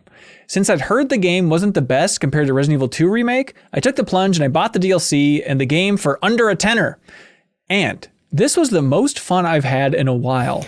My playtime clocked in at just over 4 hours. Was a blast. Nemesis got absolutely bodied from hour 1 to hour 4. I previously used to think that putting this stuff behind DLC was scummy, but honestly, I doubt I'd have beaten the game without the bonus of the unlimited ammo, etc. How do you feel about this kind of stuff?" I think that's an interesting take of like, it's gross if it's like in a new game, but in retrospect now, it's like, yeah, that'd be kind of a cool way to play the Resident Evil 3 Remake. Yeah, I like it. I wouldn't want to play it that way my first experience, but gosh, maybe there is something to that where you can just blast through. I think the first time I played Resident Evil 3 was actually on Vita. Like, I'm talking about like the original PlayStation version. Yeah. And there was like a super easy option. And that, I actually, not like, now I think about it, that's the one I picked because it gave you a bunch of like shotgun ammo at the beginning. Because I was very much like, this is an old PS1 game. I'm playing it in like 2014. Yeah. I don't even know if I'm going to make it through this thing. I'm going to make it as easy as it can be for myself. And I ended up finishing it and enjoying it. So maybe Louis K. Maybe they're onto something. Louis K. is onto something. I think so. It is weird. Maybe they could just like patch it in like 2 years after a game releases. Then they add a bunch of gross DLC that's just pay to win. Like that works for me. Backstage Pass is mentioning that you can unlock that in the game, so you really are just paying for the early unlock. Okay. Which I do agree, and yeah, I kind of hesitate to toss around scummy because at the end of the day, hey, it's their game, their product, they're trying to make money off of it, whatever, wonderful, and it worked in this case. So like, yeah, I do kind of wish that was just probably within the game itself more, or maybe that DLC offered more, because it is kind of. It's a little weird to paywall that. Like, I'm not the biggest fan of them paywalling that. I like the experience itself. I think it's cool. Like, I think especially with older games like that, you should be able to go back in and enjoy like funky stuff like that. Whether it's a cheat code energy, whether it's toggling, in the Halo collection, the old graphics and the new graphics on and on. Like, I think part of those things are what make a remake experience enjoyable if they're not rewiring or retooling the overall feel or doing a big overhaul. Yeah. So, yeah, I guess I would prefer to see that just as an option, like, hey, you can unlock it naturally or toggle it on if you want to. Yeah. Adam Castellanos writes in and says, "Hey, Sarah, I don't know, what piece of media always gives you an emotional response? Could be a movie, book, song, game, piece of art, anything. This Modern Love by Block Party always gives me chills." I love that. Is there anything, Sarah, that you can go to every time that would give you just make me cry? Yeah, or just make you really emotional is maybe a better way to put it.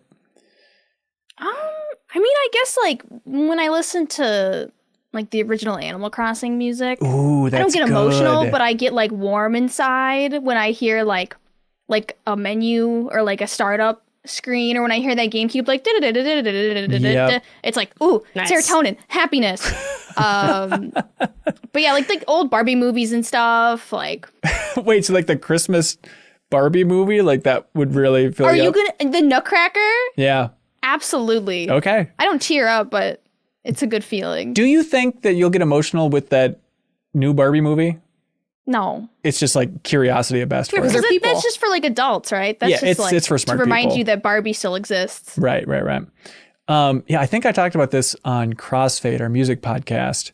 But I am genuinely scared because of how sensitive I am to the song Circle Game by Joni Mitchell, which is a beautiful song. And my mom used to sing it to me every night as I went to sleep. And it's like, it is a cool song. And like, I genuinely give my mom a lot of credit for that. Because like, it's like a song filled with a bunch of metaphors and the lyrics are really interesting and profound. It's Joni Mitchell, And so anytime this song comes up, and it's not the most common song, but every time it pops up, I just tears immediately. Like watching Once Upon a Time in Hollywood really and sweet. Circle Game pops up. I'm like, what? Tarantino, you can't just drop a Circle Game out of nowhere, man. But yeah, anything stand out for Kyle and Janet? There's this movie, Wolf Children. It's an anime, and I don't need to go into the plot really, but it really makes me cry to watch it, to the point now where there's one scene in the movie that I think about, and even just like thinking about it a lot will make me tear up. Ooh. And it's not a sad scene. It's actually a really exuberant, like emotional scene, like where happy things are happening. And it just even thinking about it makes me emotional. That movie really hit super hard. The movie's so, a very emotional movie. Yeah, But Wolf fun fact, Children the college is like I one of went to in one of Japan the best is the college animes in of the that last movie. decade. Really fantastic. Kyle, I loved hearing you talk and not hearing. No, Sarah, sorry. What was your fun fact? Yeah, the college I went to in Japan is the college featured in Wolf Children. Oh, really? That's cool. So the scene where they're going to college, I'm like, oh wait. I was watching it and I was like, wait, why is this so familiar? And then I cried for the rest of the movie because it's one of those Sarah, the movies. scene in particular is when they finally get settled in their sort of country home and the kids are running through the snow as wolves. Even like, And they're like, honestly, that sounds really like, sweet. now, it's like it's so good. Such a great movie. If you want to cry, if you're like, oh, I could really cry over something today. Yeah. Oh, I But love not- crying. But not like actively like we're going to try to do, I mean, there's a lot of sad stuff in that movie, but there's also a lot of things that are like the joy of parenthood and humanity. And I don't know, really great movie. Huh. That's nice. For me, it's the, I mean, there's a lot of things probably, but the first thing that came to mind was Fresh Prince of Bel-Air, the scene where Will is talking to Uncle Phil after his dad leaves. Yeah. Oh, it's so good. I cue that up on YouTube from time to time just to like, as a humanity check. Like, let me make sure I can still feel something. It's so good. I think it's one of his, I mean, he has a lot of strong acting scenes, but that scene is immaculate. Right. Everything about the way he does it. Again, also getting emotional just thinking about it. He performs it so well. It's so good. Yeah. It's funny too, because that audio was used for a TikTok trend that was like a lot of moms talking about like being a single mom and their kid having those feelings and so kind of cut with their like videos from childhood or whatever. And I just went through that trend and I was like, oh man, Will Smith's really good in this scene. Oh my it's such a God. powerful moment in the show. Did you watch that reunion of Fresh Prince? I think it was on like HBO. Nah, I haven't seen it. I actually heard it was, people were saying it's pretty good, but It was good, I don't yeah. keep up with a lot of stuff was just- for TV and movies. Oh, okay. It was a nice way to just like remember like, oh yeah, I love that show growing up. And I remembered a couple of weird moments, but it wasn't until watching that making of thing that I was like, oh my God, this was a weirder show than I remember, where they broke the fourth wall several times in Fresh Prince. Yeah. Like there's just the end of an episode where Will Smith just says, if we're so rich, how come we don't have a ceiling? And then the camera tilts up and it shows like just a bunch of lights in the studio and then credits. It's like, that's such an awesome way to end a sitcom episode. I think too, like with the Fresh Prince scene with him and his dad, Yeah. there's something so powerful about a sitcom that can hit a hard emotional moment. 'Cause Right. They're so rare given the genre. Like, you know, How I Met Your Mother had the one where, you know, spoiled Marshall's dad dies and when he just says, I'm not ready for this, and they're just crying on the street, like, so like, or, you know, Barney being like, if you were going to be a boring dad, why couldn't you have been that for me? Like, man, some of those scenes are just so well done. How much your mother you go to? I don't think I've seen a single episode of that show. Really? Let's talk later. Yeah. Okay. Yeah. There's a lot to unpack. Okay. White Mix. But yeah, hang on. Surprisingly emotional sitcom scenes. Like, you know, The Office, like the British Office, I think of like the end of the British Office melted me in particular. But I'm trying to think of those other just like haymakers out of left field in sitcoms. Like Mary Tyler Moore has a couple for sure. The end of New Girl really hit me hard. I was like really surprised about how emotional that made me. I don't think everyone dies. It's terrible. No. I don't know if this counts, but I remember they had an episode of Seinfeld that was kind of like a making of thing. It's kind of like a best of.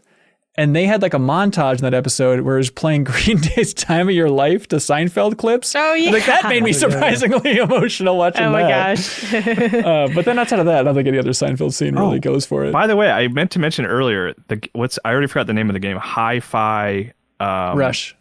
Hi-Fi Rush. Yes. You're fighting Vandalay Industries? That's the name of the company, really? I think Yeah, so. you know, it's funny. I missed Sorry, that. My brother Vandalay. mentioned it in chat, and I didn't realize. Okay. I thought he was maybe just joking about it. I didn't realize that it was actually Vandalay Industries. Maybe That's the so funny. spelling's different or something, but I did a double take and I was like, I heard they said Vandalay, Do you think right? they're going to be Like, importers, exporters? of silica? Is it Guaranteed. silicone? I think. Yeah, and other hard plastics. God, I am going through Seinfeld again right now. Believe it or not, still freaking hilarious. We got to I'm do. dying. Yeah, I feel like it's been tossed around, but Ben, we got to do that. What the trivia? hell's that game? Seen it? Oh, Because it's so yeah. rare for me to have a worthy competitor. It's just me and Right. my brother, but then we can't play together because we're too good and it's just stressful. Well, let me But I finish. want to play it. Yeah, let me finish this full rewatch of Seinfeld, Yeah. and then I'll be ready to go. I'm priming right now. White Mex writes in and says, a lot of podcasts I listen to have the episode number in the title. I was wondering if you, Ben, knew the current count, including this episode of the MinnMax Show podcast. Yes, I do, White Max. But then White Max also says, it'd be interesting to see which cohort can guess the closest for the total number. What number episode of the MinnMax Show podcast is this episode right now? File names are giving it away, so I deal with it every week. But let's see, Kyle maybe knows the best. So Sarah, you're the newest, so I'm sorry, you have to guess first.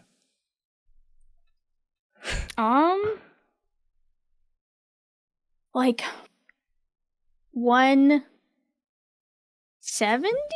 170. Janet, what do you think? I think it'd be 162. 162. Interesting. Kyle. 272? 272.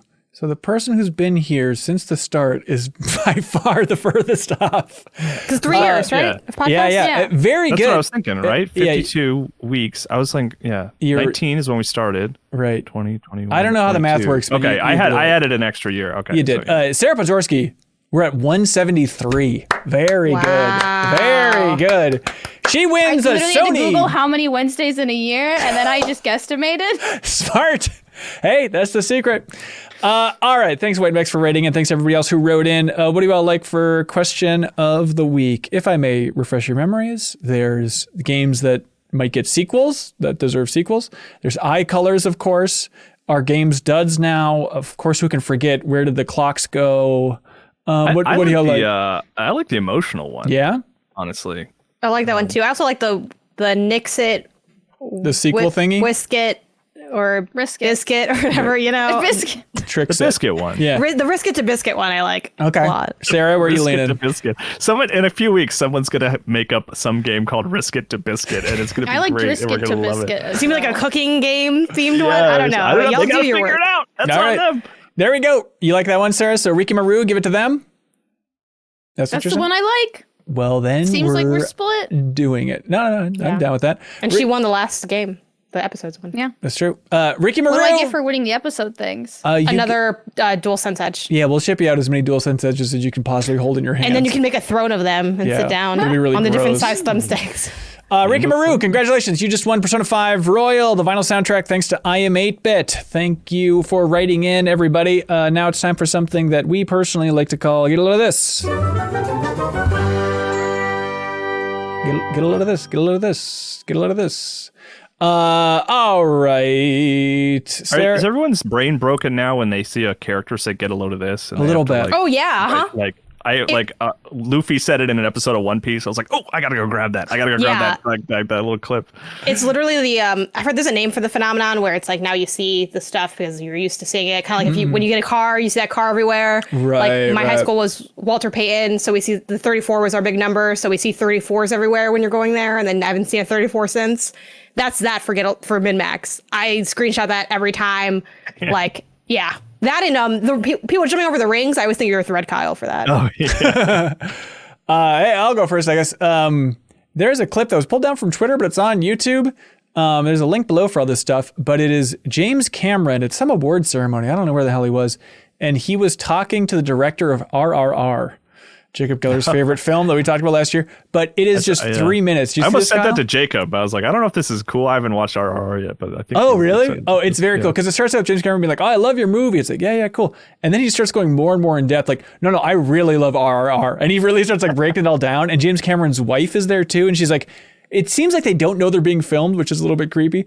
But James Cameron's wife's like, yeah, really. Like he saw it once, and then he sat me down and said, "You need to watch this." And he made me watch RRR, and he walked through why it was so brilliant. So, link below if you're interested in that Sounds type fun. of thing. It is By the fun. way, speaking of James Cameron, I saw a clip. I wish I should have saved it. It would have been a good get of this. But he commented on the SNL Papyrus sketch. Oh, Do you know what I'm sure. talking about? Yeah. Like the best SNL sketch of like, I don't know, the last 10 years. And he thought it was funny. That's all I got. Janet, what do you got for a little of this? Yeah, get a load of this. Funny enough, I was looking for a different one when then I came across a different get a load of this. So I'm gonna do the one that I just found. It's still January at the time of this recording, so I think it's still time that you can set up your calendar for the year, which you can do at Nintendo.com. play.nintendo.com/activities, etc. Like it has a Nintendo online calendar creator, and then you go in and you can like decorate your own little calendar with different like Mario characters and backgrounds, and you can enter important dates and put different Mario character emblems or items or faces. And this is where the MinnMax calendar is now? What? This is where the MinnMax calendar is now? It could be. There's nothing stopping us from doubling up on an existing calendar. So Ben, you're in charge of that. I expect to see it next time I'm in Minnesota. Okay, I can do, no problem. That's cute. Links below. Let's get you here to watch the new Puss in Boots movie. It's really good. Yeah. Yeah, and also we can play that trivia thing. Seinfeld to nothing's gonna be as good as Shrek. So I don't know how we're gonna top that, to be honest, but we'll try. Sarah, you got one? Yeah. Do you guys remember Fish Plays Pokemon? Yeah. Oh my God, Yeah. I know what you're gonna talk about. Yes. Yes. So somebody had set up a Pet Fish Plays Pokemon, and the fish was playing Pokemon Violet on a live stream, and the owner had left. They were just kind of leaving it running. And when the fish swims to different areas of the screen, is different button inputs. But midway through the game, of course, because it's Pokemon Violet, it crashed out of the game. Oh no. And the fish was just kind of running around the menu screen. It changed the person's name. Oh no. And then like it changed their entire name, and then somehow it opened the eShop. Yes. And it exposed their credit card number on a live stream. No. And then it went and it made like a bunch of purchases on the eShop. Oh my God. And at the end of the video, you see the owner like writing, there's like an edited version on YouTube that I'll share, but you see the owner like, "Dear Nintendo, my fish made all these purchases on accident. Like, please can I have a refund?" That's absolutely amazing. terrifying. Absolutely worst case scenario. So everybody, let that be a lesson to you. Don't set up a fish-based live stream at home and leave the house. Don't do it. I know it's tempting, but just And don't do don't it. give your fish access to your credit card. That is so funny. I hope Is it's there a not Splatoon. conclusion? Did Nintendo refund him or? I haven't seen it. This No happened way. 9 days ago. I assume, I don't think they spent too much money. They bought like a bunch of avatars for like the sports, Switch Sports. Stupid. Like, I don't know what the fish Didn't did. even buy good. But amazing. No. I think they did buy a couple games too. So like streaming the games my fish bought, I would tune into that. Yeah, 100%. that is good. I remember like many years ago, someone's dog just chewed up an Xbox 360 controller overnight and bought the owners like thousands of dollars worth of video games, and they had to like call Microsoft to sort of sort that out, which they did. Microsoft gave them the money back, I think. That's very sweet. Let's see. Who haven't we hit? Kyle?